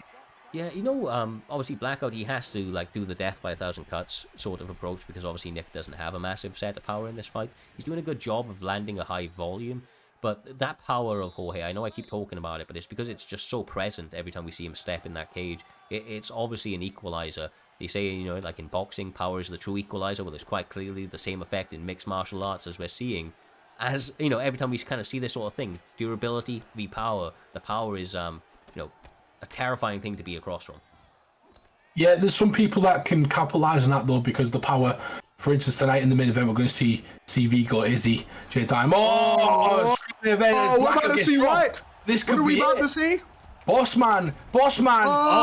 Oh, golly, boss man.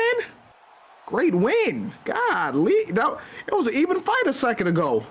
I don't know, bro. We had he Mason just- in the chat saying that he's performing cold, and he was, man. Like that was that was a great performance. Blackout was coming at him in the way that you expect Blackout to, but the adjustments Bossman was making, Jay, obviously got him his hand raised, but he did everything right there, mate. He did everything right. Yeah, I feel bad for Nick Diaz. Nick Diaz isn't exactly young anymore either. Like, that's bad for your CTE right there. That makes it a little worse.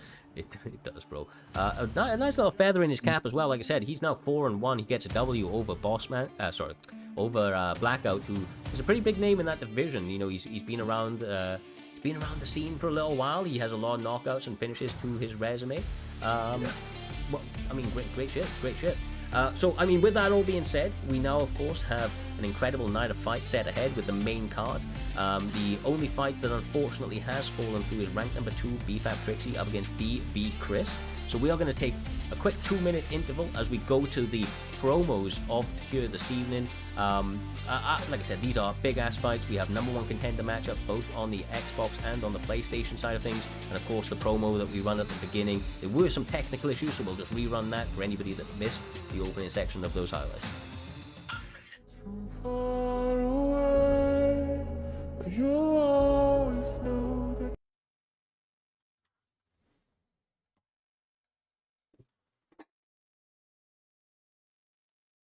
And his timing is his kind of weapon. Oh, Beautiful work. man. That's an excellent point, though. He does fight in a rhythm, and you can tell that, obviously once you get into that flow state, it's quite hard to kind of derail him quite evidently. Oh, my days. Oh, he comes back though. Here comes the rhythm. Here comes the rhythm. He's coming back. Oh. It's all. It's over. No, and him, Liam, I have to say, he's doing a really good job of blocking that body every single second he can. Throw, he will! Oh. There's another situation we could do that in too, like, ooh, like a stat guard. Oh my God! Stack this guard right now. Yeah, Kai. no, he is. I was about to say a half guard's. Ooh. Ooh. Oh, drops him. Oh, is he gonna put him away? Oh, Liam gets him.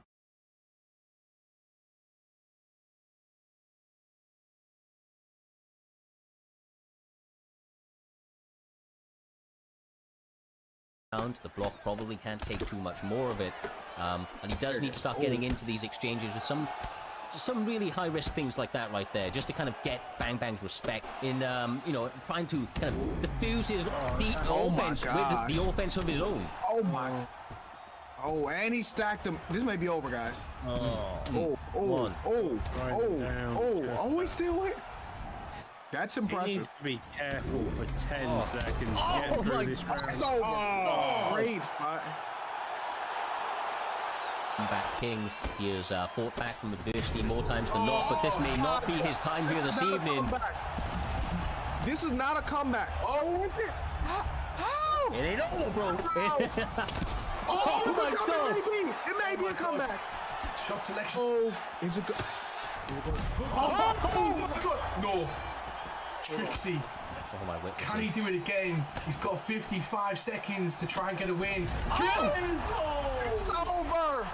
Both of them need to finish right now, Cyrus. They absolutely do. Andres may be trying to answer it with light. No! Can he do it? He's got it! He's got it! He did it! He did it! I'm a minute torn.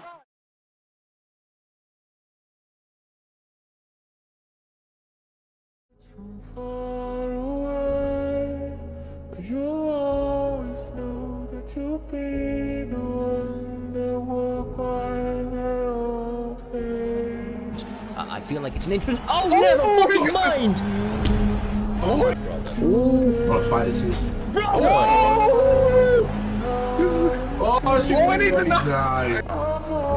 Looking for that counter. Ground and pound. And this could be a go of MMA. It's hanging on. No, he's not. This kid is good. This TV is brilliant, man. CV may be the truth. He may just be the truth, bro. That's what I'm going to call him from now on. CV the truth. He is a menace. He is wrecking through that division 5-0, challenging for the next PlayStation Championships. It will be our main event next week out. Him against NBK VUK. VUK might have, genuinely for me, right, VUK might have the best storyline for any fighter that we've ever had. He went from being the most improved fighter of last year to winning the belt within 31 days.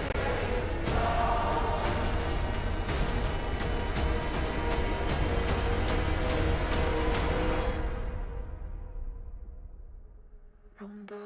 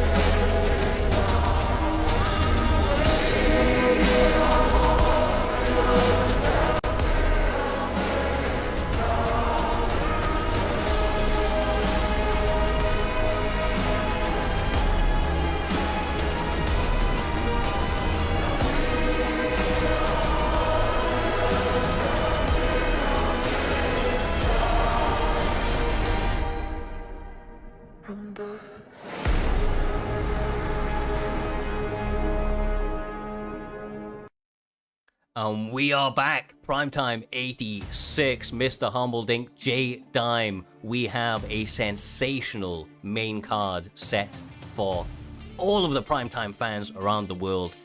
Whoa, brothers, this is going to be crazy. Honestly, I'm so excited for this main card.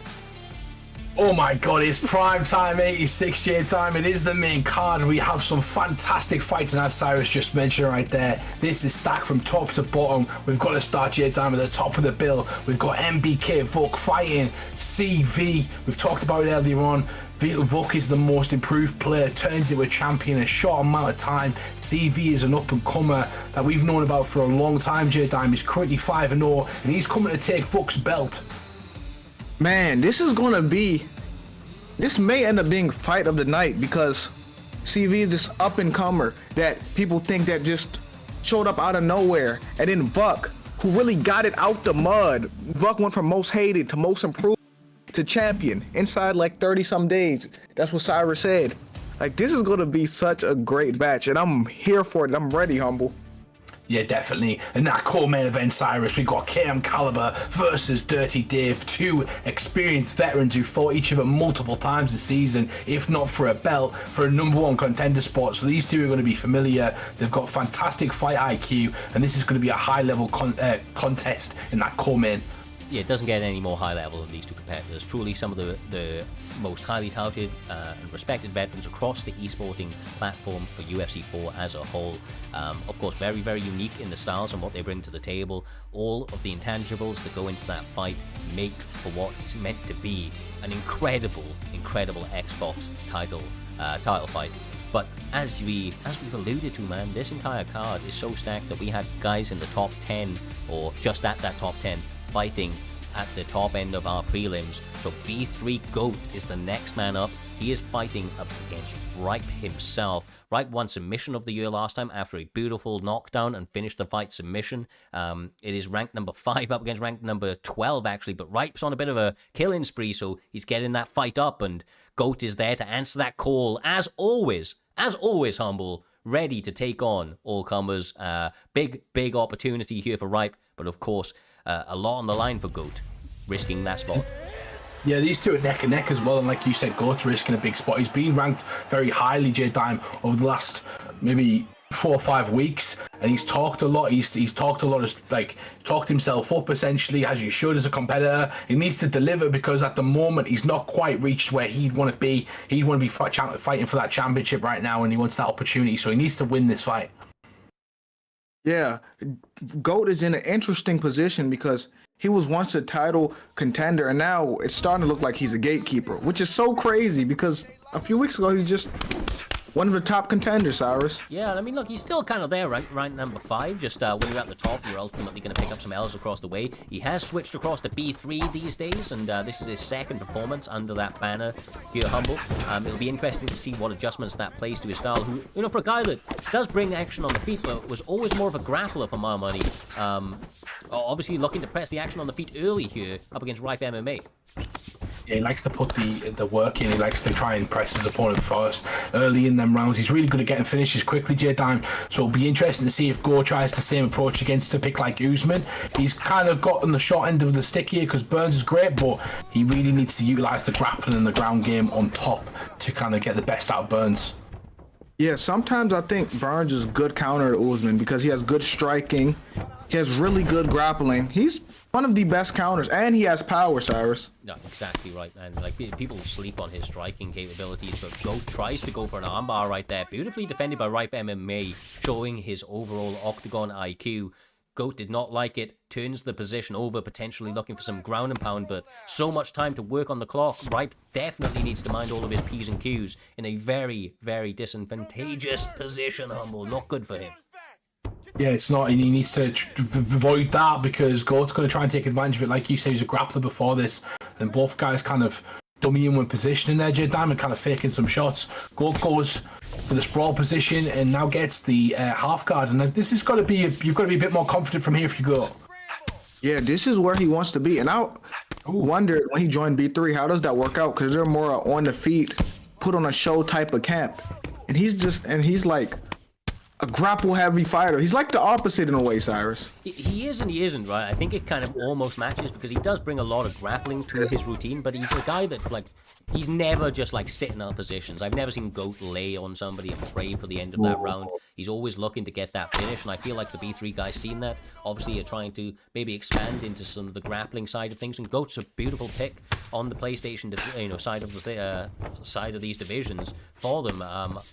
I feel like it's going to pay dividends, much like a Styles. I don't know if you remember Humble Styles from the BFAP side of things. You know, he was a grappler, really heavy grappler, worked with some of the best strikers about, like Trixie and the like, and obviously overall rounded out his game. But as you can see, Goat right now, just a menace on the mat. I feel like Ripe's doing well, but it's just like defensively, it's just that obviously not where he wants to be, bro, especially not for this long. No, exactly, and the more that Goat can keep these positions, the more frustrated that Ripe's going to get because he's losing that part of the round. Not much action happened, but the action that did happen was in favour. Good 2 knees to the body, as Jay was saying right there. Like that's what Ripe needs to do, but at the same time, he needs to. If he wants to win this round, he'd have to do something there. I do think that's Goat's round. Yeah, Man, jeez, yeah, that's Gilbert Burns' round right there. But what adjustments do you think Kamaru Usman should make, Cyrus? He needs that lights out takedown defense for my money, man. Right? He got submission of the year last year, but like I said, it was all set up by his hands. Yeah, no touch of gloves. He said, "Get away from my ankle." Misses the 1-2 somehow. I don't understand how that was possible. Pulled a Houdini on those shots to go to MMA, but Ripe's obviously in a strong position. That gas tank is going to be there forever. Only 3 rounds potentially, here in total, so he can really start letting those hands go in the second round. And I'd suggest for him to do so, Humble, to try and get ahead. Yeah, he needs to win this round essentially as well. He doesn't want to go because that can happen. Just misses. Go to MMA, starting to load that beat. It's a nice style, Cyrus. The beat free mix to the grappling. You come out that second round like an absolute, like out of just a. Yeah, I can't even think of what. Just can't even think. That's how quick it was. Fast, quicker than my brain. Yeah. Fucking bat out of hell is Gilbert Burns in the second round. Does get caught with a couple of combinations. Needs to be careful. Usman does hit very, very hard, like you mentioned earlier, J-Dime. And he sets him down with a straight. You said he does hit hard. And it's crazy because I was just about to compliment Goat and say, he looks good. The B3 mixed with the grappling look kind of good right now. Yeah, it does. Look, he gets a mat. Beautiful takedown, right? Beautiful takedown from him right there. Doesn't hold it for very long, but it just shows the advancements, that striking into the grappling, keeping his opponent guessing, and getting him out of some tough times. Nice, but he's back in the fire right now with some combinations landing until that takedown. The takedown's clutch right now, Humble, for him. He needed that. Yeah, it's going to be about what he does with the takedown. He's been able to deny Ripe MMA a few times in this fight and get to a better position, just like that J-Dime. And this is absolute death for Ripe MMA if he gets caught with a few punches. Gets to deny himself, J-Dime. Good work. Yeah, you don't want to be on the bottom of Gilbert Burns, but Usman's doing a good job defending, though. But to my knowledge, Usman is winning this round because of the drop, Cyrus. Yeah, very possibly, right? Very possibly.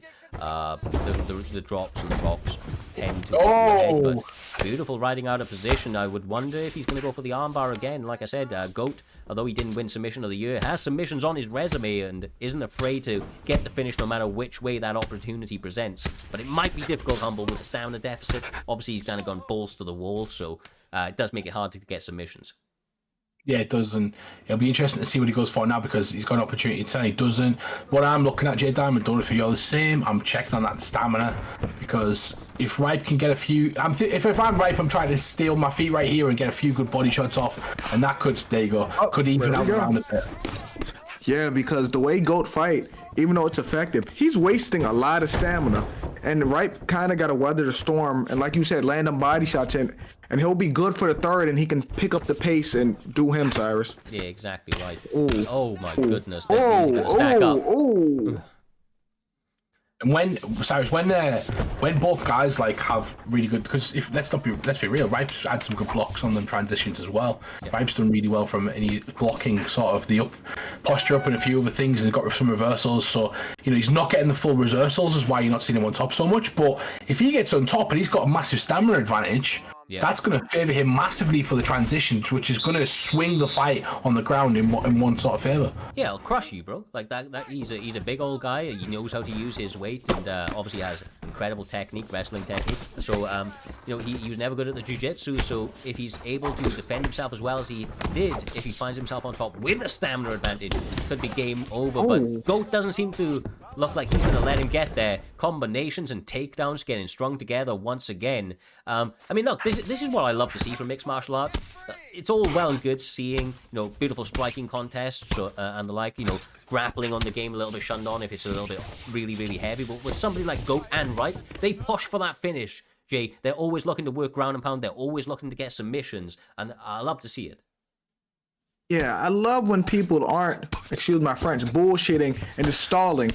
I like when people are actually trying to go for different positions, trying to get a submission, trying to get that finish, Humble. Yeah, you've got to want to finish your opponent. Like, I don't like decision fighting myself. Like, I always feel like finishes are more decisive because your opponent essentially can't continue to fight. Like, you know, Nate Diaz versus Leon, prime example. Nate could have continued to fight and was doing better as the fight went on. So you want to get the finishes to be decisive, and that's exactly what everyone tries to do in primetime, J-Time. That's why we have the best finishing rate in the business, because of that. Because everyone don't just want to win. It's how you win the match, Cyrus. Yeah, show up and show the fuck out, bro. And that's what these guys do each and every time. It's why they find themselves at the top end of the rankings, trying to get themselves that one step closer to that primetime gold. Honestly, our friend and yours, Bane, once coined many moons ago, Humble, the primetime guarantee, and my god, did he hit the nail on the head of that thing. That thing has been real. The competitors can see it, they believe in it, and they're trying to push that forward and continue it. No, we're about to find out because he's going for the armbar right now, and Burns is in trouble. This is going to be tough. Starts off really well with the escape. It looks like it's already kind of gone too far, J Diamond. I believe this one's a dud. Yeah, but if I'm GOAT, I may be losing this right now. And what do you think he has to do? Do you think he has to try to rush to get to his feet? Like, what adjustment he has to make? It's only a minute left, Cyrus. Yeah, see, the thing is, if I'm GOAT, I don't know, because he did do a lot of work in that second round, but like you say, he did get knocked down, didn't he? He did get knocked down, so he probably does need to finish, but I also feel like with his submission pedigree, even though he's at a stamina deficit, I actually feel like that's a good choice for him right now. Getting back to rubber guard, trying to work up, trying to work up something, bro. He has a lot in his arsenal.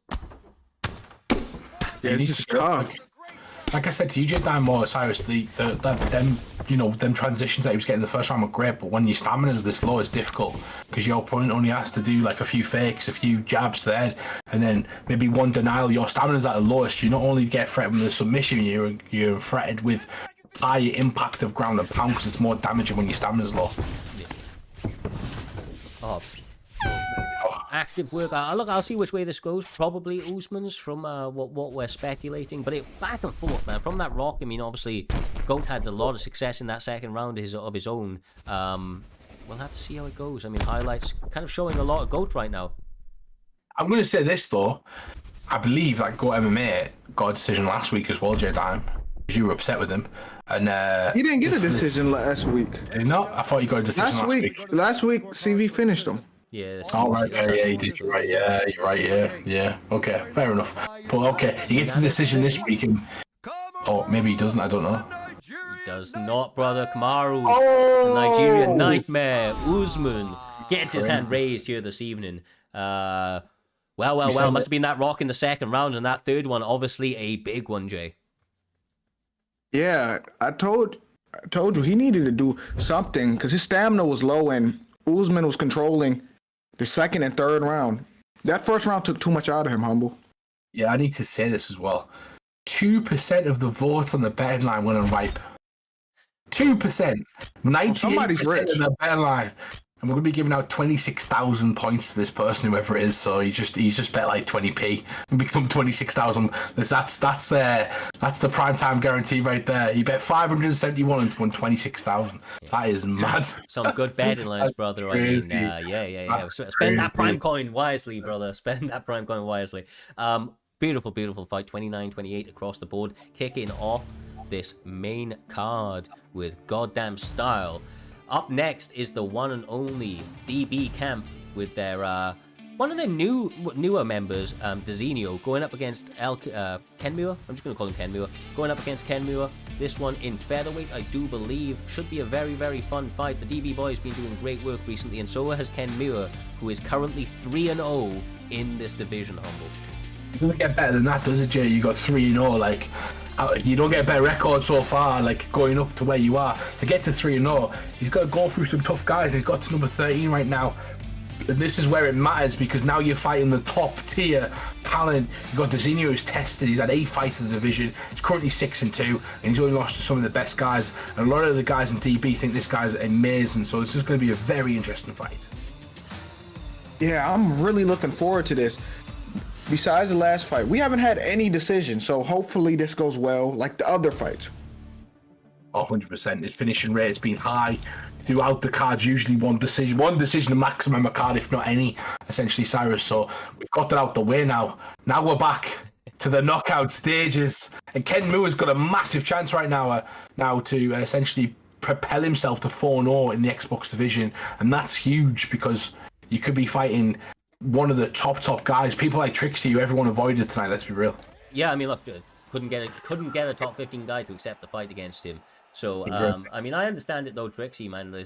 He has his own emote, bro. Who else has their own emote in Primetime MMA, man? Pound for pound GOAT for a reason, has done a lot, and I understand the difficulties maybe sometimes getting short notice replacements, but look, you got to risk it to win it, and right now Ken Moore is risking his undefeated spree against a highly touted opponent in this division, Dezinho, who suffered a loss only against the greatest in this division and looks to make a statement against Ken Moore. Nice work. The betting lines are now open, Jay, so people can put them shots on. And I know it's early in the first, but hopefully they don't get a quick one because I'll have to be shutting them betting lines very, very quick. But it looks like a lot of the people, Jay Dime, are betting on Dezinho. 100% of the picks so far on Dezinho. 100? That's crazy. So people don't believe in Ken Moore at all. So if one person bet on him, they're gonna be rich if he wins. Well, I mean, Dezinho's looking good right now. The one thing about Dezinho, he's a bit of a front runner. As long as he can avoid getting tagged up like this. Oh my God, Ken Moore, looking like he's starting to get dialed in out here, Humble. Yeah, people are starting to go on him as well. You know, you're 4% of them people going on him, and we're seeing the lines switch slightly as they're watching him fight. So it's telling you about his performance. He has caught him with a big shot here and there, and he's making Dezinho do a lot, not exerting too much stamina because they're both whiffing. But I can see that he's. Oh my God! Whoa! Someone clip that combination as he comes back. Dezinho shows people why everyone is banking on the book for Dezinho. How do you go from that to getting stunned? Yeah, That's young crazy. buck DB. I mean, look, they used to be called TMF, the motherfuckers, because they are, bro. They're That's out what, that's what it stood for? Yeah, that's what TMF stood for. Yeah, front kick to the face, trying to take Ken Moore's away from him. He may be able to do it. Oh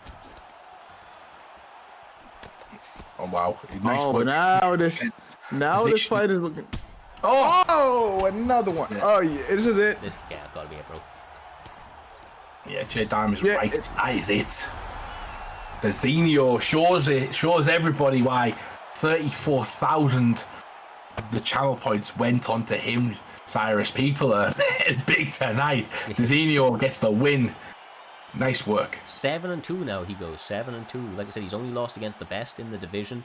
Looks to bounce back, get an opportunity. And remember, he's a young kid. Joined the DB a little while ago. I'm sure he's still battling with some of the nerves as you get up the card. But tonight he looked to have conquered that and brought all of his tools to fruition. He got rocked, and then it's almost like he woke up. Maybe he's kind of like Charlie Olives out here, J-Dime, where he needs to get rocked in order to get himself leveled up. It's like it punches, some sense into the guy, and he starts throwing combinations correctly.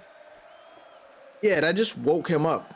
Like after he got hit with that combo, I was like, "Oh, this is the beginning of the end." Then it's like everything just shifted. He just started beating. Excuse my French. He started beating the dog shit out of Jose Aldo, and then he ended the fight. Like it just woke him up. That's all it is. Yeah. Nothing better than that sort of performance as well, Cyrus, where you put a stamp on it. You go out there, you try and finish your opponent, and that's exactly what he did. It's not just about the intention; it's about the execution, and that's what he did. Exactly, man. Execution. It's all about being composed in the action, and especially as you get into these more kind of like stable spots on the main card. Obviously, you get extra points getting that. It is that's why there's extra pressure. There's extra points to be earned. There's extra points to lose as you start to get toward the top end of the equation. And a man who was ranked number 12 going into that one, winning over ranked number 5 because it's point based. We will see where that puts him, but it's going to be a nice little kind of injection to his overall kind of status within that division. And maybe it's the thing, man. We give awards out right in 2022, and the guys who won those awards, they seem to be performing out of their socks. It's like it's given them a bit of fuel, a little bit of confidence in the abilities and the work that they've been putting in. And it's great to see people like Ripe MMA bring all of that to fruition in this cage.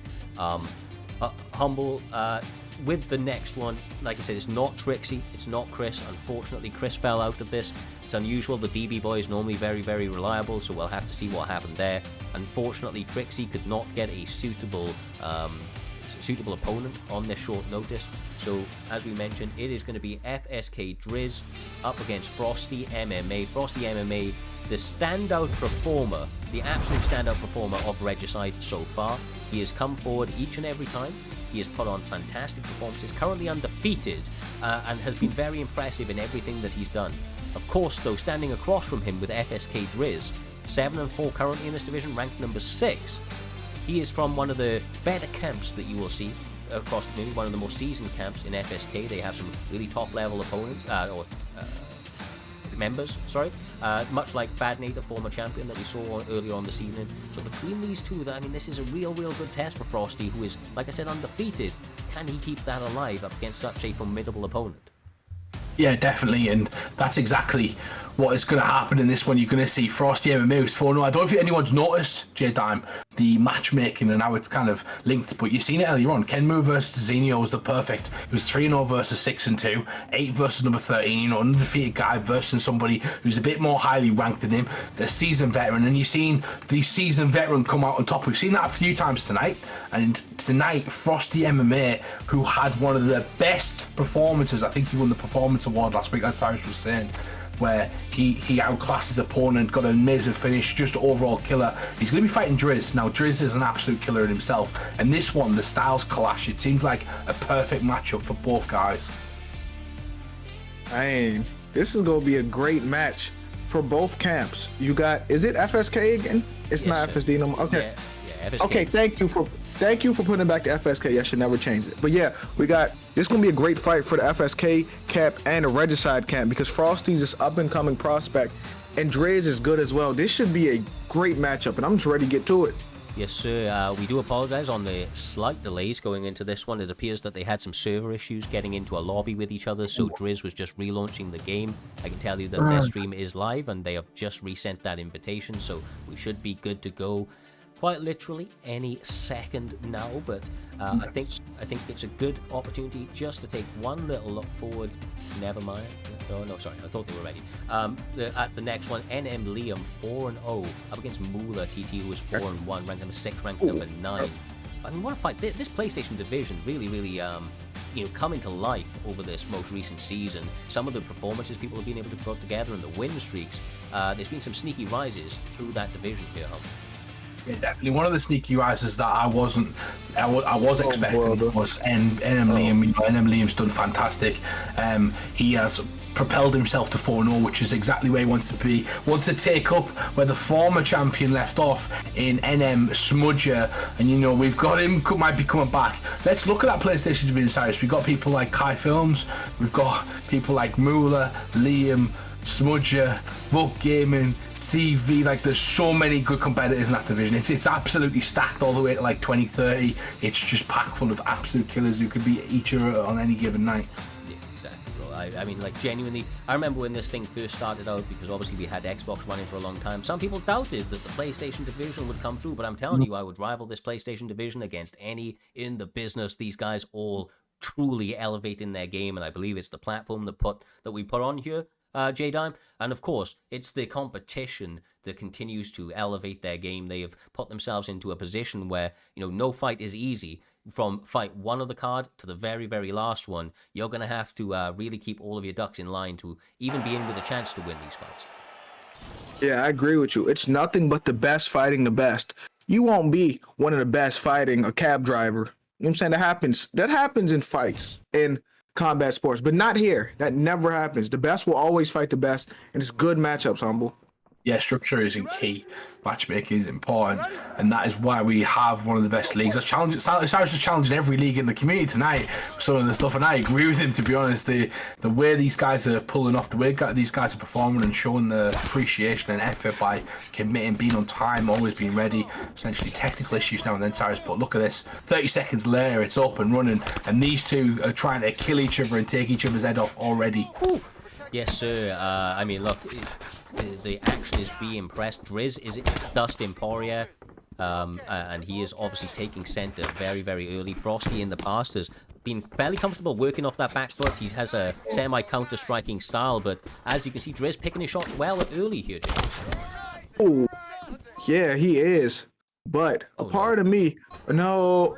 Oh, we're good. I was about to say, my boy Connor had to, you know what I'm saying, he had to refill onto some PEDs because I want him to beat Dustin up in real life, not on here. I'm not biased on here, but let's go, Connor. You want to see Let's him go, juiced? Connor. You want to see him juiced to the gills, bro? Yes, I juice. do. I do. Oh, bro. That's the best Connor we're gonna see. Yeah, right now, Frosty, I don't know if you're seeing, I feel like maybe the moment's getting to him a little bit. Drizz is managing his range really well, and there's certain things like tripling up on the body and whiffing a couple of those, which are leaving him open for some big counters, which I know Drizz is seeing. Yeah, exactly that. And we've got to point out as well, I've got to do it, Cyrus, that it's not our stream, it's theirs. And obviously when we get these guys streams, it doesn't come through quite as clear sometimes, which that's why we're in 4K, as people are saying in the chat from here. But it's a nice fight so far. These two are going back and forth. The way they're kind of picking the shot, it doesn't seem to be affecting their actual fighting game, and that's what we're here for. Beautiful counter right there from... Going for it again. Drizz is on the counter. Drizz is on the run right now, J-Dime. He is on the run, and that's what you want to do if you're Connor. Push Dustin back a little bit, but don't stand in the pocket too long, because I'm scared of Dustin boxing a lightweight, Cyrus. Yeah, exactly, bro. Exactly. Oh my goodness. Gets him rocked again, trying to clip up that block, sits him down. Drizz in a world of pain right now, but gets the upkick of doom to keep him going, Humble. I mean, that thing has saved more people than, I don't know, penicillin, I think. Yeah, exactly. No, it's not everyone should have it, you know. Like, not many people have done it, you know. You should have to. If you've done it, you should have it. But I'm not liking it. Is a big defense in this one, but good timed. He tried to time it as well. He tried to wait for a second. Usually people kick first, then body work, head work. He's going for the kill. Gets a spin back kick though, Jay.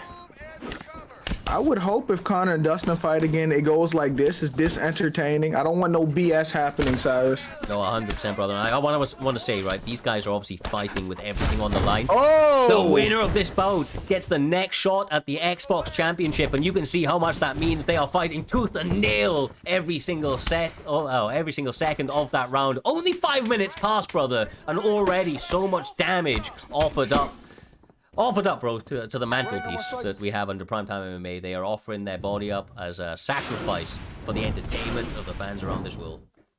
I don't know about you, but I'm noticing the stamina from both guys. The pressure seems to be getting to both. There's not a lot of composure so far. You've seen a lot of stuff happening, but one guy needs to compose himself, like kind of focus in, dial into the moment, and then capitalize on the other person's kind of mistakes. Oh my god. Oh my gosh. Connor survived, but I disagree with you, Humble. They don't need to be composed. Just sit there and brawl. Just sit there in the pocket and brawl. All right. Yeah, I agree. Nice work. Frosty's got to be careful though. He's giving up a lot here if he loses this fight. He's 4-0 at the moment, a 5-0 Cyrus. That is almost number one, probably number one contender spot if he's 5-0. You know, like it's put yourself. This is the number one contenders matchup, brother. Yeah, 100%. This is the number one contenders matchup. The winner gets the Xbox Championship, and that might be Drizz as he gets another rock. Oh goodness. Oh, Connor, no. Oh. He's gonna survive, Jay, but god damn, he needs that left hand to land with some vengeance, get Regicide back into the winning ways, because right now Drizz is pouring on the pressure. Or a Regicide support as well, Jay down in the chat, the people going crazy right in there, but he's in trouble right now, but he goes back with a spinning back kick to the body. Beautiful work. I'm thinking about the positioning. I don't know about you, Jay Dan, but his foot's on the outside of that cage. If he gets knocked down, there's extra damage against that cage, so that's where he's really kind of picking his shots apart, because if he hurts him, he gets those extra little bits and bobs in. Yeah, I agree. And Dustin's doing a good job keeping his composure and not biting for when Connor throws the lead body hook and then pull. Because he's trying to bait out the counter every time, and he's not going for it, Cyrus. No, exactly right. I mean, obviously, it's just a chess battle, man. These guys playing chess, not checkers. Gets the uppercut into the body rock. Oh! Is it over? Great defense. Nice damage. Nope. Yeah, good defense. He landed like one good clean shot right there, but gets denied. This is terrible for Drizz. Drizz has got barely any stamina. Frosty MMA needs to capitalize on that. He needs to do it now, J-Time, because this is where you take over the fight. Exactly. Oh. This is where you take over. It's a game of momentum, and you have clearly taken the momentum. Now it's time to carry it on and finish this fight off of that, Cyrus. Exactly right. I mean, if he can hold that position, he's winning the round. There's only a minute 25 left, or minute 20, sorry, left on the clock. Conor McGregor not known for his grappling, but more than happy to hold out this position on what's been a relatively successful round after a massive knockdown moments ago. Great work, and you could see, you were talking about stamina earlier on here this evening, Humble. That stamina of Driz is basically bye-bye at this stage. I mean, to be Dustin Poirier and to be in the hole stamina-wise like that against Conor, that's a tough old spot to come back for in this third and final round. Yeah, it definitely is, and it's just cumulative amount of damage as well that's coming through so far. It's been brilliant from Frosty. He's picked his shots excellently, and there's a lot of supporters in the chat telling everybody he's a dangerous man. He's coming for the belt, and this is it. This is what you need to do. Performance of your life right now. Get reversed, or only a couple of seconds left to work. Good sort of fight IQ there from Frosty. Yeah, great round. I have to say, I mean, tale of two halves right there. Dustin started very, very strong. Driz was looking good, but the Regicide faithful Frosty MMA, you know, showing why he's undefeated up until this stage. He has made adjustments, brought himself back into this fight after the early knockdown that you can see right here, which slumped him up against that cage. What a turnaround, you know, with the back and forth action that it is. Dustin needs a big third and final round. My question is, does the stamina allow him to do so? It's Frosty's fight to lose, but he gets front kicked in the face, Humble. Oh, don't touch people's gloves in there. Don't touch me. Treat it like boxing. Treat it like boxing. Just come out and start fighting, because that is exactly what people do. And Driz has got himself. Oh, he's knocked him down. Driz is about to beat Frosty. What a dirty man. What a horrible man, Cyrus. Oh my God. Protect yourself at all times. Do not touch that man's glove again. I tell you that. People are gonna be hating on him for sure. I know, but look, you gotta protect yourself, brother. You gotta protect yourself. Oh my God, he just took that man's O but did he fake glove touch or did he just front kick him? I'm not too sure, but either way, I mean, just he needed a big round. He was in a stamina hole, and he was able to get it. God damn, bro. God damn. 100%. And people say he's broke the rules in the chat. We will, if any rule breaking has occurred, do not worry, it will be reviewed over the week. So anything that has happened will be reviewed. But for now, as we understand it, as we understand it, he just got the win. That's what we understand. Until we review that, I can't listen. Stuff until Listen to me, right? It can say he's a horrible person. He faked. Oh no, he was perfect. Watch this. Watch this. Listen to what I'm saying. You know, you're not supposed to do that. That's bad. You know what I'm saying? But with that being said, I loved it. You feel me? No respect. No respect. Protect yourself at all time. If he want to be a dickhead, you got to counter it. Don't shake his hands. Treat this like ranked. They want to fake glove touch you. They don't have morals. Don't expect your opponent to have the respect you have. Exactly, yeah, exactly. There's too much nicey, you know, like you come out and you fight. That is fighting time right there. From the second it says go Cyrus to the end of the fight. I hate the touch glove. I can't stand the touch gloves. People use it to get an advantage, and you need to, like, people need to just pack it in. Don't touch gloves when your referee tells you to. That's it. It's done. Yeah. But we will review that, obviously, and we'll see what's happened if people. Yeah, I'm not sure what the accusations were. I didn't see anything, but like you say, we always look into these things. So anything that was raised up, no problem at all. We will go from there. But yeah, what a fight, man! What a fight, these guys. And I will be happy to tell you all that these next ones are ready and raring to go. This is also a #1 contender matchup, this time for the PlayStation side of the equation. NM Liam 4-0, putting that O on the line as he goes up against ranked #5 Mula TT, who's currently ranked #4-1. So you can see these guys very close in terms of their record. One of these men is still undefeated, and guys, it's in 4K. Well, the quality of this one is fantastic. Love to see it, brother. Love to see it. Yeah, it's nice when it's like because we're in 4K. You know, if we're in 4K and the other guys are in 2K, it doesn't look quite, you know, it's kind of, you know, it's when it's 4K and 4K, it makes sense. It makes sense. Obviously, when we're streaming the game, it's not everyone's fault, but the settings have got to be high. You've got to make sure it's top quality. And look at this, top quality picture, top quality fight, DirrtyDave. Volkanovski versus Conor McGregor. I would love that fight in real life. I don't know. I don't know. No, I'm talking about a prime featherweight, bro. Yeah. That'd have been so much fun. Yeah, like those two at featherweight. That's a great fight. But we can't get it in real life, so we get it here in a virtual octagon in prime time. It's good enough. 100%. I'm so fucking excited. These fights have just been heating up as we continue through these cards. Number one contender. Number one contender, Cyrus. Let's go. Number one contender for the PlayStation Championship, which will be defended tonight. We know the winner already. We know who's fighting next week. Frosty MMA got beat by Driz, and Driz is fighting next week for the belt. And we're going to have one right here. Liam or Moolah. Here we go, J-Dime. Man, I'm just so excited for this Conor Volk matchup between two great players because we know how good Liam is, and we know how good Moolah is too. Oh yeah. Well, you can already tell the intensity that these guys are bringing to the octagon. Oh, double leg attempt on that one, or maybe a single leg. He was attempting to run the pipe, I believe, but Moolah is a tricky opponent, brother. He just has to be careful of the striking pedigree of NM Liam. You know, out here, Humble, that guy has some of the cleanest striking in the game. We've seen it in his past performances, and he's really looking to work that jab here this evening, which I think is smart, because Moolah will look to grapple if you give him the opportunity.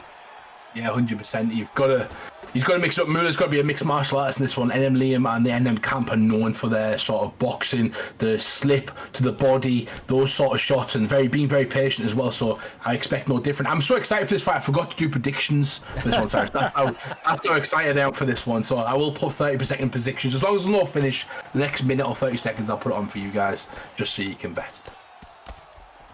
All right. It's smart fighting. Yeah, I was going to say, Jay, I mean, look, you're liking this if you're Volk, right? Conor's so dangerous, especially in the early rounds. Work that ground game as early as possible. Yeah, make it a mixed martial arts fight. Because Conor wants it to be a clean fight. You got to make it dirty. Use your advantages. Use your attributes, Humble. Yeah, definitely. You've got to use where you're good, and Volk is good on the ground. He's got good wrestling, good explosive power. I watched Cejudo and Mighty Mouse talk about being short and kind of that reach, and Volk's got a lot of it. It's explosiveness. It's really difficult. Underhooks are really key in MMA, Cyrus, and his shortness obviously prevents you from getting underhooks really easily, and he can get them because he's already there. Essentially, it's less of a movement. He's quicker to get there, and that controls 90% of the grappling. So you know He's there already. That short stockiness helps him. The low center of gravity, man. He's a wide guy as well. Thick old lad is Volkanovski, wide frame. And there's advantages and disadvantages to every body frame. Of course, look at Stefan Struve. The man's so so tall, it's almost a disadvantage to the guy. But not generally it is. But bald Volkanovski is one of those mythical creatures that you were talking about earlier on, here, Jay. An absolute savage in the cage, and you can see why. I mean, he takes the fight wherever it needs to go. And I actually feel like Moolah, it's a good pick for Moolah. It really represents his style. Yeah, this is a great pick. And you brought up Stefan Struve. It's not that his height is just a disadvantage. He chose the wrong sport. He could be playing basketball, but he want to be 7 feet tall, throwing punches and kicks. Yeah, you are right, J-Time. That is completely too tall to be throwing. I want to point out one thing in this fight, right? So we've just watched Moolah kind of take top control in that fight, I believe, and kind of win that round. And he was in good positions, landing good shots on Liam. While that was happening, the betting lines have still been open, Cyrus, and still 58% of people bet on Liam. So that shows you the confidence in the chat. I like to look at the chat and see what's going on, because a lot of these people in here are friends. They're players that have played with him. So they believe in Liam that much that they think he can come back after a dominant round and still win a 3-round fight. Yeah, I mean, look, it's good to have that support, and it'll help him rally through some of the tougher times, I would imagine. But right now, he is getting grappled heavily. Moolah seems committed to that. And once again, I'll go back to it. I think it's a smart move, Jay. I mean, even though Volk is a beast, why would you strike with Conor McGregor? On UFC 4, why would you do it? Yeah, you got to make it a mixed martial arts fight. And if you know how dangerous not just Conor is, but Liam is on the feet, make it a mixed martial arts fight. Mess up his rhythm. Make him uncomfortable on the ground, Humble. Yeah, and Liam doesn't want to be here. Obviously, he's probably getting frustrated. I would be getting frustrated. And part of your job as a fighter sometimes it's to play those mind games and frustrate your opponent, take them off the clean style, take them out of that comfort zone of you fire eye, slip some shots and land some devastating ones. You know, you've got to make them feel uncomfortable, make them think about having to really try to get up Cyrus and really try to exert themselves in positions they don't want to, essentially. Yeah, 100%, man. I feel like Liam right now, undefeated.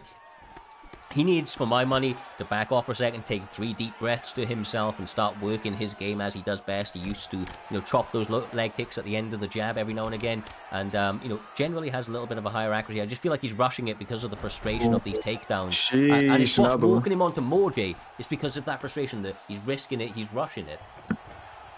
Yeah, and I'm starting to think, yeah, he is getting really frustrated. Yeah, he just went for that twice in a row. It's important for him to keep his composure and do not give up, Humble. Yeah, and Mueller's known as like one of those guys who can frustrate you, and people look at that beautiful work from Liam. We've got to go back to that. He just sprawled 5 times to get himself to the back cage, so he got a sprawl, which would give him the faster get up, which has stopped Mueller, and he's got back up. So great fight IQ right there. He basically positioned himself where he knew that he had a better position to try and get up. I love that from Liam. He's doing it. He's doing it. He took my advice. He took 3 deep breaths, and he's pouring it on, bro. He took them deep breaths, like you said, and now he's ready.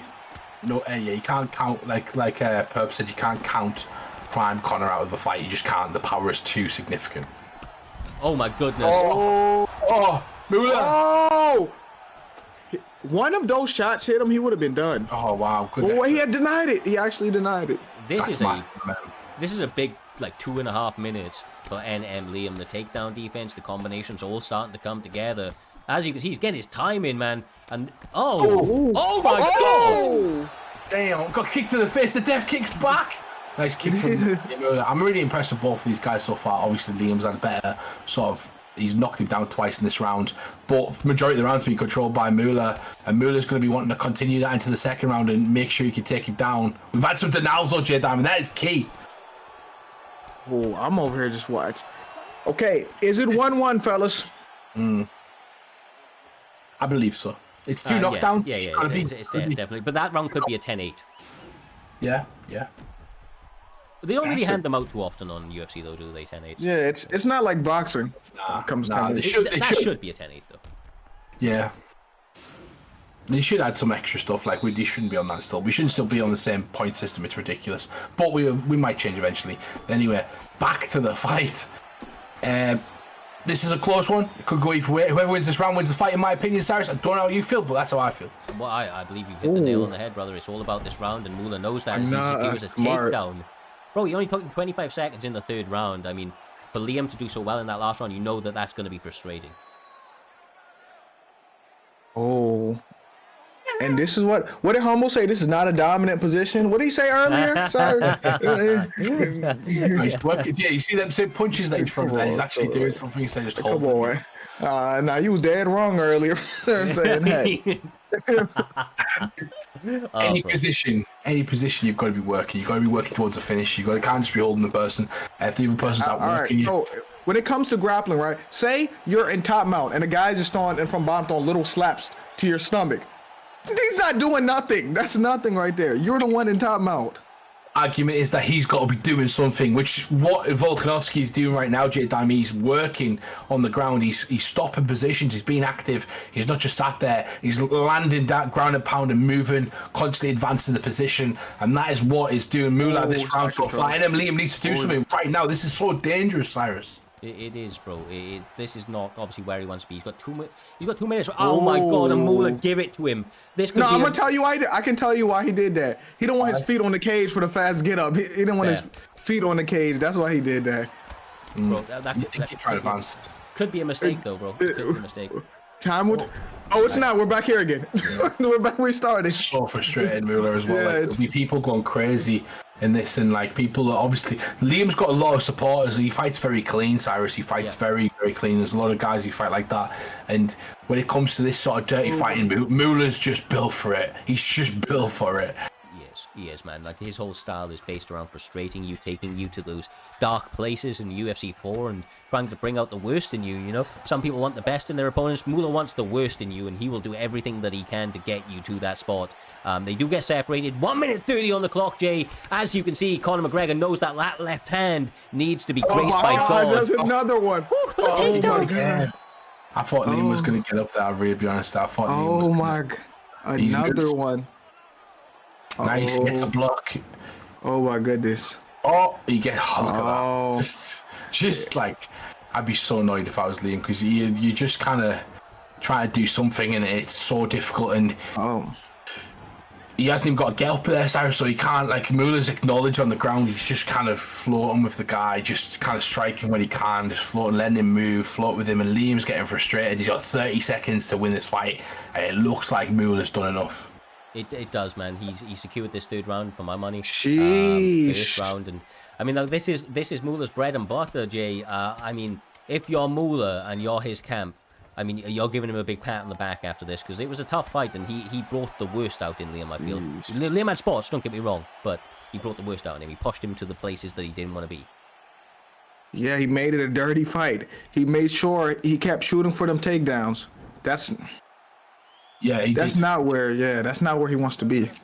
Yeah, you're right, and he does his best work. He does his best work in that pocket with his striking, as you've seen. As soon as Mueller realised that, he capitalised on the frustration. I felt Liam's pain right there, because I know how that feels, but it's just like, it's so difficult to deal with, but when guys are able to do that, Liam got some great early takedown denial, Cyrus. If he continued with that, it would have been a different fight, but Mueller was just able to essentially strike with him and then make him guess and then eventually go for that takedown. It was a good performance. It was, and credit where credit is due. Mueller, kind of brought it out there. Liam, I'm sure we'll see him back better than ever. It's his first L in primetime MMA. He'll probably take a little bit of time and look to bounce back with a vengeance, because we've seen that guy and what he's capable of. He's a phenomenal competitor. He, really, really does like to land those hands, but obviously the frustration was real here this evening, and I feel like that's ultimately what took him off his A game, but it sets us up absolutely perfectly for what is set to be an historic co-main event.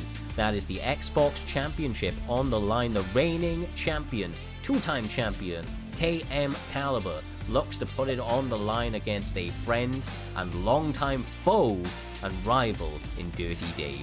DirrtyDave, my God, you know as well as I do, Humble, this guy is a different breed. He trains like other people don't. He will put the work in. He spends a lot of time not actually sparring, just kind of in the training, working the bag and working his combinations and his techniques. And you can see the way that plays out. But you know what Caliber brings on the other side of that equation? That traditional KM, absolutely silky smooth striking. He has the ability to mix up the grappling as well. These guys, there isn't an area of mixed martial arts they cannot do, bro. Yeah, they're both fantastic. Like, these are both the cream of the crop there. That's why they're fighting for the belt. And if they're not winning it and not the champion, they're usually fighting for it. So it's one of those things, and that's where they find themselves again. DirrtyDave, a competitor who just keeps coming at you, keeps kind of evolving every single time, trying to strike a bit, going back to his grappling. We called him Decision Dave for a long time, and they turned into Destruction Dave because, he was destroying people essentially, Cyrus, and killing them one by one. And now we're going to be interested because Caliber, for me, Caliber hasn't been talked about enough from us because we've been building other competitors that are coming through. Caliber is the household name in the Xbox division. People need to realize this right now. If he dominates DirrtyDave's night, that's 3 in a row. 3 high-level competitors that he's dominated in a row. DirrtyDave needs to make this at least a fight, and that's the key in this one. It's about making sure Caliber doesn't eliminate everybody else. Yeah, exactly right. Right now, the way that Caliber has been competing, it's looked like there's going to be nobody to be able to stop this man. He has not taken a step wrong. He is genuinely not even taken a breath wrong. This guy is dialed in, and honestly, on a murdering spree. If he can get a couple of wins together, a couple of defenses together, it might be one of the better runs that you're going to see, especially with the names that are on his resume. He gets an opportunity to get one over DirrtyDave, and if he's able to do so, he's able to push that fight away for a little bit and try to take on some new blood. But you know how dangerous DirrtyDave is. We've said it before. We'll say it again, J-Dime. The guy will go to a decision if he needs to. He will get the finish if the opportunity presents. But you need, if you're Caliber, to be creating those opportunities, because Dave is not just going to give them to you. It's not like this guy's going to come out here making mistakes and giving you room in this fight. You've got to take it from him. Yeah, DirrtyDave, like you said, if he has to go to decision, he'll go there. It's just whatever it takes to win. And I feel like I've seen him and Caliber fight over this past year and a half. I've seen them fight a lot too, and they've always been top competitors. And I think Cam Caliber's finally coming into his own. He's going into his prime now. And they have fought quite a bit this season. I'll give you some interesting stats for this one. They fought twice this season. Currently, DirrtyDave is up 2-0. So Caliber needs to do something essentially to win this fight, Cyrus, and put himself ahead. Yes, sir. And just to let you know, there's approximately 20 seconds left to vote, so make sure to get your points spent very, very quickly. George St. Pierre, the one and only champion KM Caliber, on the left-hand side of your screen. DirrtyDave catching his leg early and using that IQ to walk him to the cage so he gets an advantage positionally. Nice. Man, these two guys who are using as well, J-Dime. We've got Usman versus the GSP. Perfect sort of OP sort of picture. You know, Usman, before he lost to Leon, was considered the greatest welterweight of all time. But in my opinion, it was GSP, and these two are fighting for it right now. The greatest of all time. He was in the conversation. I thought we all had GSP.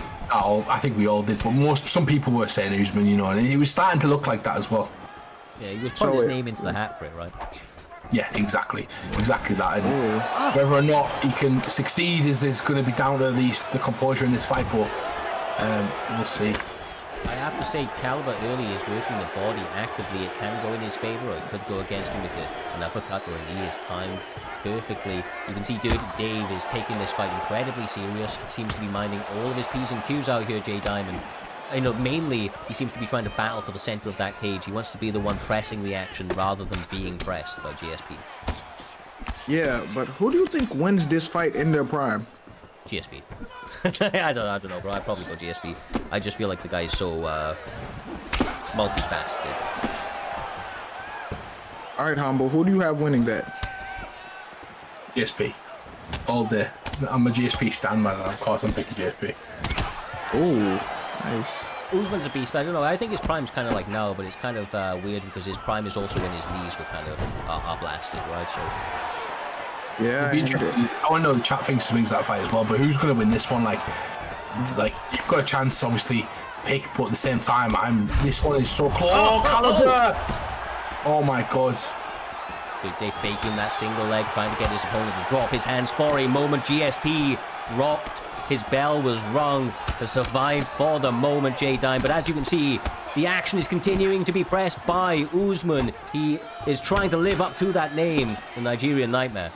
I thought you were gonna say Snoozman. When you said live up to that name, I didn't. That's really what I thought you was gonna say. But yeah, he is trying to live up to that name. And Kamaru Usman, as much as he gets hate, he is really great. He's a great fighter. Nice work right there. Oh, he goes to the teep kick to the body, gets head kicked. And Caliber again goes for another teep, gets it caught. That's a vital position. He needs to stop getting caught in that position, Tyrus. Yes, brother. Okay, beautiful work. It appears that the voting was reopened, so we have a little bit of time left. Make sure to get That's it. crazy. Yeah. I don't know how, but it was reopened, brother. So get those votes in. Get those votes in. You guys get this fight's going a while. Whoever you think's going to win this fight, get your bet in right now.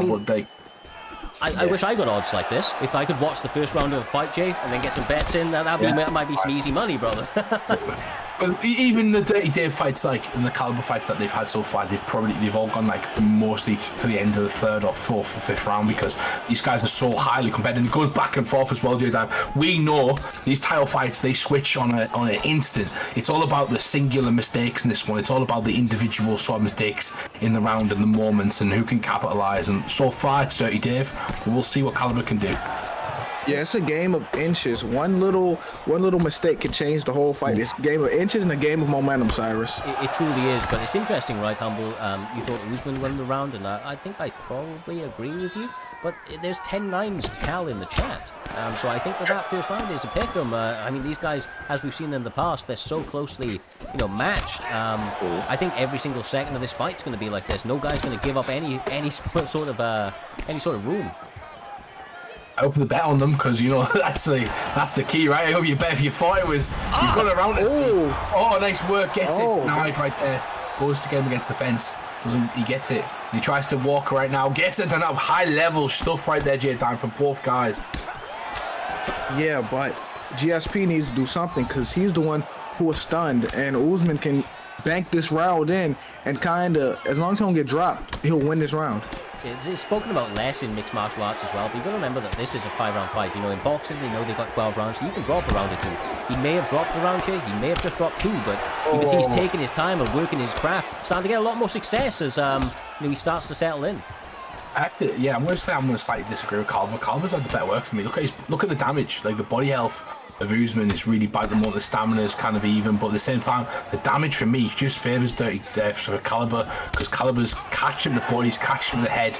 It's about even there, but the body work from Caliber in a 5-round fight, that's where he's really investing, and that's where he's doing really well right now, Cyrus. He really is. The head health advantage definitely to Dirty Dave, but the body, as you said, is being worked by Caliber. It was something that he started doing from the very get-go. He's played in his favour to a little bit, but his head health is becoming problematic, and you know Dave, this recent rendition of him, is going to be looking to kind of find that killer blow shortly, J-Dime. You can see him trying to find it. That's an error he made again. He made that error. He keeps throwing that teep kick, and it's leading to him being on the cage, because he's caught that kick 3 times, Humble. Yeah, if I'm Caliber, right, because I know that sort of style. Dirty Dave's waiting for that kick. And as soon as he catches it, he uses it to get a takedown because he gets to the fence, and it gets like a nice, essentially turning takedown, Cyrus. When he gets against that fence, it's all one move. You've got to block it immediately, otherwise you're screwed. So he's landed it 3 times. You've got to abandon that kick, in my opinion. But Caliber's got it ingrained in his brain. That's the problem with learning these combinations that he does. You know, he knows his combinations, they look so nice and fluent, but sometimes you can't stop yourself from doing something. Yeah, there can be a bit of a problem if you start falling into a little bit more of momentum. But I tell you, Caliber is a cerebral fighter. He's the type of guy that thinks through what he's doing during that fight. So he will make certain adjustments. And as you can see right here, he's trying to go for lunging strikes, utilizing that axe kick. Has to be careful of that uppercut in return, though. Usman's hitting so goddamn hard, Jay. Yeah, Usman has the power advantage, obviously, as we can tell, because even though he's leading in strikes, GSP still got dropped last round. Nice work right there. Stays on the outside though, and he's dying to go for that body kick again, and he's not quite essentially throwing it, but you know, it's so dangerous, Cyrus. Every time he's kind of looking for it, you don't want to get turned against that fence and then taken down. No, exactly right. But this is a lot better, right? If you're Caliber, for the first round or 2, you were the one getting your back pressed against that cage. Now you've got Usman on his skates trying to avoid, but Usman still landing. That's got to be concerning, bro. It's got to be concerning. Next one, concentrating the jab as well. J-Dime goes for the takedown. He gets out of it, and Caliber now starting to catch that. This is such a close fight. I could have left this for 5 minutes, Cyrus, and still would have been able to bet. So. Confidence. Yeah, for sure. My God, I love Caliber striking, brother. The lunging strikes, I said before, it's all based off Cold-Blooded, one of the original members of KM. He kind of one of the early adopters of it, even back in UFC 3, but utilizes it so well. Oh, that was beautiful. Caliber, brother, silky, fucking smooth. The KM boys, they stand out with those techniques, Jay. Yeah, and you can tell that's something he's drilled for years. Like, that was natural. Oh, and now Dirty Dave, with his recently improved striking, said, I can do that too, Humble. Yeah, he's been coming backwards, working a lot of striking. Look at the... I'm going to focus back on this again. Look at the damage. The damage so far is where I'm judging this fight on. And look at Caliber's damage that he's done to Dirty Dave so far. He's picked his shots precisely throughout, and he's done so much damage. We're about to see Dirty Dave come under some pressure, because when he starts getting caught with a few more, Cyrus, that's going to put him under pressure. He needs to get them back. Yeah, and he's starting to get Dave to bite on some of his shots as well. I just worry for Caliber's ability to absorb shots, because the head health is problematic. But oh my God, nice. It's craziness how these shots are just about missing or just about being blocked, because they're all killer blows. Game of inches. Like I said, he's just getting out the way. He's barely getting out the way. Oh my goodness. This is getting tense out here. Third round in the box. These guys hurting both health-wise and stamina-wise. Humble. We are approaching the championship rounds, my man. Kamaru Usman, Dirty Dave, Caliber, the champion, as GSP. two of the goats of the Xbox division battling it out for that primetime goal, and Caliber might get it right here. Caliber going for the kill. Respects his opponent enough to understand that he still could be dangerous. I love that. That's where people who get speared by Div need to learn. Caliber hasn't been speared once, and that's because his stamina has been at a reasonable level. Very clever. He's took away one aspect of Dave's game, so he doesn't get done that. He needs to be careful when he rock, but at the same time, picking his shots straight down one by one, and he could be overturning 2-0 to Dirty Dave so far this season. This could be 2-1. Oh, double up.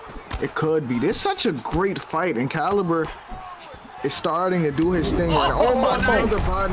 Oh, that was nice fainted to it. Oh my. Oh. Caliber is on one. He's on one right now. You know, our friend in the back, Reaper, was in the chat a moment ago, and he said that Caliber is fighting with the heart of a champion, and Dave is fighting with the focus and desire of a challenger. You can see it playing out in such an incredible fight. We have been blessed with 3 rounds already. We are in the championship rounds. We're already getting stuns and rocks. Oh my God, I don't know how these guys are, just surviving, to be honest, Jay. Oh, nice takedown. I was about to say, it's the timing of these shots, because Dave is trying to time uppercut when he go to the body, but them feints, it's the timing he's messing him up so he can get them body shots anytime he wants, Cyrus. Yeah, exactly, bro. Oh my God, the champ is able to get out of the bottom position, holds it. The ground and pound may be inevitable. This is crazy. What a fight this is already. One of the fights of the night. These two have gone back and forth over throughout, but at the same time, I do believe Caliber's starting to essentially, or has been taking over, Cyrus. Dave needs to pulse around the back. We know he's capable, but at this moment, it's not a great position. I mean, he's more than capable, but he's just been millimeters away every time, right? There was like, every time Caliber got the body rock, Usman was like a split second away from landing the uppercut to end the fight. So, I mean, it only takes one, especially with the power of Kamaru Usman, but finding himself on the back in the championship rounds, not where he wants to be, especially with the damage mounting up moment by moment, because Cal will not give up these positions easily. Oh, man. Caliber is looking good. Like, Dave is looking good, but Caliber is on one. And I keep saying that, Humble. Like, I wanted to, like, before this, he's been so good that he's kind of been missed slightly. Beautiful work. This could be it. He's doing it again. He retains his belt. And Caliber shuts out another competitor, Cyrus. I said it before the fight. I'll say it again. That's another one. And another one. And another one. Caliber. Not only and still, right, as everybody in the chat is going, who's winning? I've got Usman, you've got GSP. Caliber says Home Arbia gets that hand raised. No judges needed once again here this evening. Like I said, honestly, our judges, they've got the easiest job in the world, bro. They're the least hard-working out of all of the primetime staff because they just are not required in 98 to 99% of these bouts. The champion retains that gold, and with a performance like that over an opponent like that, J-Dime, that's going to feel freaking good if you're Caliber. Told you, Caliber's looking good, and I told you he couldn't get them uppercuts because of timing. He would throw feint before, like, he had his timing down so he could just throw the body shots in between before the counter comes, Humble. Exactly that, and look at that what he's just now. He's done Cap a lot, Concept, Dirty Dave, like, I believe Trixie and Naz as well. Yeah, on like the run-up, yeah. That's crazy. Caliber might be, the last 3 fights of Caliber might be the most impressive 3 fights of any champion in the Xbox division, including Trixie. And I'm going to say that because of the way he's won each fight. Now, whoever he's fighting next week, you know, that's going to be, I believe we've already found out, is it Driz next week? Yeah, it is. Yeah, that's right. It is. That's right. And that's a rematch, so that'll be interesting. So we'll see how that one goes, and I believe he's up already on Driz. So this could be Caliber's season. That's all I'm saying, size. This could be Caliber's season. And honestly, it's beautiful to see a man like him do it. To be honest with you, like, this guy's been around the scene for a while. He's one of the, I've said about like the likes of Trixie and so on in the past. He's been in such a visible spot, but I don't think that Caliber maybe gets enough respect for the true competitor that he is, Jay. He accepts fights on short notice. He's understandable. He's never a problem in or out of the cage. Honestly, a champion's champion. The same can be said about Dave. That was former champion, V-champ, and Caliber just showed that here this evening, right now, it is his season. He is running away with it. And you know what that did for us, brother? It set us up for the main event of this evening. The reigning champion, the man with the best storyline in primetime history. That is VUK. Last year, winning the most improved fighter of 2022. Now, within 30 days of 2023, was able to secure the belt and looks to defend it against the undefeated prodigy that is CV. Oh man. Yeah, I'm a little scared. I can't lie to you. This is going to be a great fight. Obviously, CV is my boy, obviously. And then VUK has the best story. Like you said, he has the best story. He got this from nothing, and CV is just this up-and-coming prospect who kind of just came out of nowhere and just started dominating people. So this will really show who's the best on PlayStation. No problem. So it really is. It's these guys so highly competitive. They I mean, CV, I mean, I know that he, you know, on the PlayStation side of things, they're always in the top end of the OWC, right, Jay? But for him to come into primetime MMA, to rise to the occasion, because it's a different thing. OWC is not the same thing, brother. It's not the same thing. So for him to come here and do that, I mean, I've been more than impressed. I don't know if he's competed in these sort of landscapes in the past, but he seems to be built for it. And you know, if he can stay undefeated here this evening, I know that the former champion, probably the most acclaimed PlayStation champion that we have had to date in NM Smudger, or I believe now just Smudger, is looking to come back if one of these guys is able to win in an emphatic fashion, and honestly that would make one hell of a fight down the line. But as you see, standing right here, we have CV going as Izzy. What a pick for the man. You know, he's going to be able to utilize his beautiful striking, and they have to play the range. Matchup. You have to, like, you really have to, because Robert Whittaker, we all know, is the meta. Yeah. If you're a striker, you get Rob Whittaker. If you're a grappler, you get Rob Whittaker. Like, he has to almost fight a perfect fight, almost. He does. Yeah, definitely. He definitely does. And I was just going to say something as well. CV is like, people in the chat now, all they talk about is CV. You know, 5-0, Cyrus. He's doing against some tough guys. Yeah. They understand how good he is. A lot of his friends are coming to his aid as well, saying this guy's one of the best players in the world. And I've heard it numerous times. Apparently, CV's Izzy is unbeatable. So we will find out tonight. 1-1, guys. 1-1 though. It's 1-1. Yeah, that doesn't mean much. We all know that. But yeah, 41,000 went on CV tonight, Cyrus. Well. The time is fucking now, my guys. It is prime time 86, main event of this evening. The reigning champion VUK puts it all on the line against the most dangerous challenger to date. Can CV become anew? Can VUK retain? We don't need to wait much longer, guys. They're about to touch it up for the first round. This is going to be incredible. Looking forward to it. Here we go. The main event, as Cyrus just said. The main event this evening, the build. CV, can he capture it? Can he do it, J-Dime? Can he utilise that movement and the Izzy sort of finesse that he has? Or is VUK Gaming going to be continuing on this historical story that we've been telling throughout this week? I'm scared. I'm not gonna lie to you. I'm kind of shivering right now watching this fight. Why? Is it because he's your friend? Is he because he's your friend, No, stop. Hey, see, you always try to put stuff like stop. He's my friend, I'll be honest. He's mine and your friend at the same time. It is nerve-wracking, but at the same time, the VUK sort of storyline, that is such an... If VUK wins at night, I will not be surprised. I'm not going to lie. No, I mean, how can you doubt a guy that's went from most improved to 2022 to champion early 2023, especially considering his last season, he ended up negative at the end of the season. I mean, this guy's advancements, his ability to adapt under pressure is obviously second to none. And obviously it's all about when the lights are brightest, which is here this evening. These guys have fought in the past, but never with the pressures of primetime MMA on their shoulders, Jay.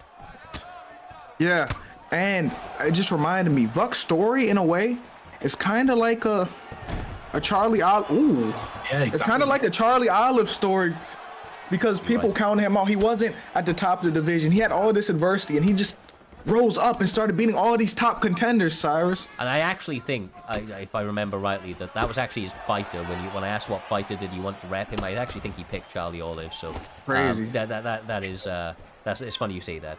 But in fact, no, you might have picked Rob. I'm not too sure. One of the two. But either way, these are good. It's a good kind of pick for him. You know, it's a solid pick in this weight class. It allows him to wrestle into his striking. Right now, CV looking good though, interrupting his shots, utilizing head movement, and switching his stance, Humble, which a lot of people, who have never trained, I suppose, will not understand how much that really changes up the game on your opponent, in terms of the distance and the strikes available to you as well. How about your movement as well? Like, if you move... whoa, Matrix! If you move away from that lead hand, you're going to go to the left towards the Toyota tires sort of sign. If you're going to get away from the opposite rear hand, you're going to move the opposite way. So you're going to pick your opponent's sort of style, what they're going with, and you're going to move that way. And that's kind of CV's sort of game plan. Whereas at the moment, VUK Game is just trying to put it on him, but in a smart manner. He's getting caught in the exchanges, J-Dime, but nothing significant from both guys to kind of say so far, this is my fight. CV with a bit better counters, essentially, but that's all we're seeing at the moment. Yeah, and VUK tried to make... Ooh, duck spinning elbow. VUK is landing them straights, too. VUK is doing good, too, but this is a good start for CV as someone who usually gives up the first round. Yeah, he tries to go out there and, do the Vasil Lomachenko thing where he's trying to take the early rounds off so that he can make his reads. And 3 rounds were not exactly to that favor, but this is a 5-round fight, Jay, just to kind of harp on your point. He has more rounds to do it, so that could have just been reading. It's a good round. That may be VUK's round right there. It's a great round. Yeah. Damage, you kind of went to see. I like what VUK's doing. Nice. Leg kicks have been key so far. CV's brilliant on the ground as well. He doesn't prefer to go and he prefers to strike, but at the same time he's brilliant on the ground, so you've got to be careful. But this is where VUK can really shine. Yeah, he has in the past got finishes through this. You remember that rear naked choke in that highlight video? Sorry, it's fantastic. Yeah, exactly. Obviously, Izzy, I don't know what he's rated on the game, but his ground game should not be up there. And this is somewhere where Whittaker should have a stance advantage. It's obviously where VUK lives as well, Jay. So, obviously going to be very confidence building with so much time left on the clock. 3 minutes 50, my God. Yeah, this is VUK's wheelhouse. This is where he wants to be, especially with Rob Whittaker. Izzy doesn't have bad, terrible grappling, but you don't want to be here with Izzy. No, you don't, because you've not got any sort of offense here. There's no sort of, so there's certain fighters that where they're not supposed to be. And it's like, even if they're on the back, they've got no offense to kind of get it. The only thing he's going to do right now is get to sprawl, try and get the quick posture up, and good work from VUK Game. And again, he's an MMA fighter, and that's probably why he's been so successful. He's mixed it up every single time, Cyrus. Yeah, he truly is, bro. He truly is. And, that ability to go anywhere the fight needs to. We pre-denied it, nice. Is what is getting him ahead. And as you can see right here, just god damn is he looking dialed in here this evening. He knows how much that primetime gold means. He knows that the bullseye has been on his back since the moment he won it, Jay. And you can see that he is rising to the occasion so far here this evening. 1-0 in that first round. Maybe 2-0 if he can get through the next 2 minutes with the same success he had in the opening. Yeah, and even though CV had the grapple advantage, he pre-denied that sweep. He made sure he didn't get that sweep, which was smart on his part, Humble. Yeah, he's got 1 minute 50 seconds to work. He's aware of his time management. He's doing well by going to the body quite a bit. That's going to help him later on in the round. Really sticking to that as well. But they say, good man, he's been taken down 3 times at the moment, and you think for such a high-level competitor that he'd be so more defensively heavy when it comes to those takedowns, because at the moment it's looking like a slight weakness, Cyrus. Yeah, I mean, VUK is, to be honest with you, VUK's timing them well. He's mixing in the shots and everything as well, so that is partially to do with it. But CV definitely has not had the takedown defense of his normal performances. Does manage to get a reversal, though, and utilizes it to separate out here, Jay, which is really, really smart. But he needs to now have lights-out takedown defense so he can work his beautiful striking. Just like that, my man! Oh, my God, he's going to win it. Oh, nice work. Nice. Way to get out of there. Oh, but yeah, nice. But he finally got the moment he needed, and he may have stole this round. No, he did steal this round as long as he doesn't get stunned. He's always got high stamina as well. If you look at CV's stamina, it's 2 rounds and he's done quite a lot. At the same time, his stamina is pretty much peak. It's like 80-something%. It's going to recover even more in this round. And he gets a stun in that one in a very close round. Even though he's put his back for quite a while, it's all about damage for the judges' scorecards. So he's going to rack that, maybe possibly steal that round, Cyrus, from what I felt was a frustrating and dominant round as well. Yeah, it was. He got the stun early, right, and then he spent a minute 50 on the mat, and the rest of it was just kind of interchanging between positions and jockeying for it on the feet. But as you say, his stamina is really where it's at. VUK needs to be incredibly wary of that, because it is a 5-round fight, my man, and as we approach these championship rounds, the stamina could start to wane with such a grapple-heavy approach from the champion. Ooh. Exactly that, Jay Diamond. And finally denies it. This is where it's going to shine. This is where we look for changes, right? When people start denying these takedowns, it becomes a bit easier, becomes a bit more responsive, you know. And this is really important right now. Can he get the suplex? He gets the drag back. Ooh. Beautiful work. Got it. And he needed that, and that was an error on CV part because he threw that kick, which got caught, which is an error that Caliber had made earlier. Yeah. And you can see the way that VUK was able to capitalize on it, walking into the cage. He knew his opponent expected a massive, massive slam, but waited a moment, took his back, and pulled him down to the mat. You know, obviously beautiful work from VUK, showing why he's the champion. But CV does a great job of working his way back to his feet, humble, with still a lot of time left in this round. But he gets clipped. The stun! The stun by the champ. This is a guy here for a reason, Jay. Like, VUK gaming is no joke. A lot of people disrespect VUK, and I don't like it. Like, VUK gaming is fucking serious. Look at the way that he's dealing with CV at the moment. Potentially, it's 1-1.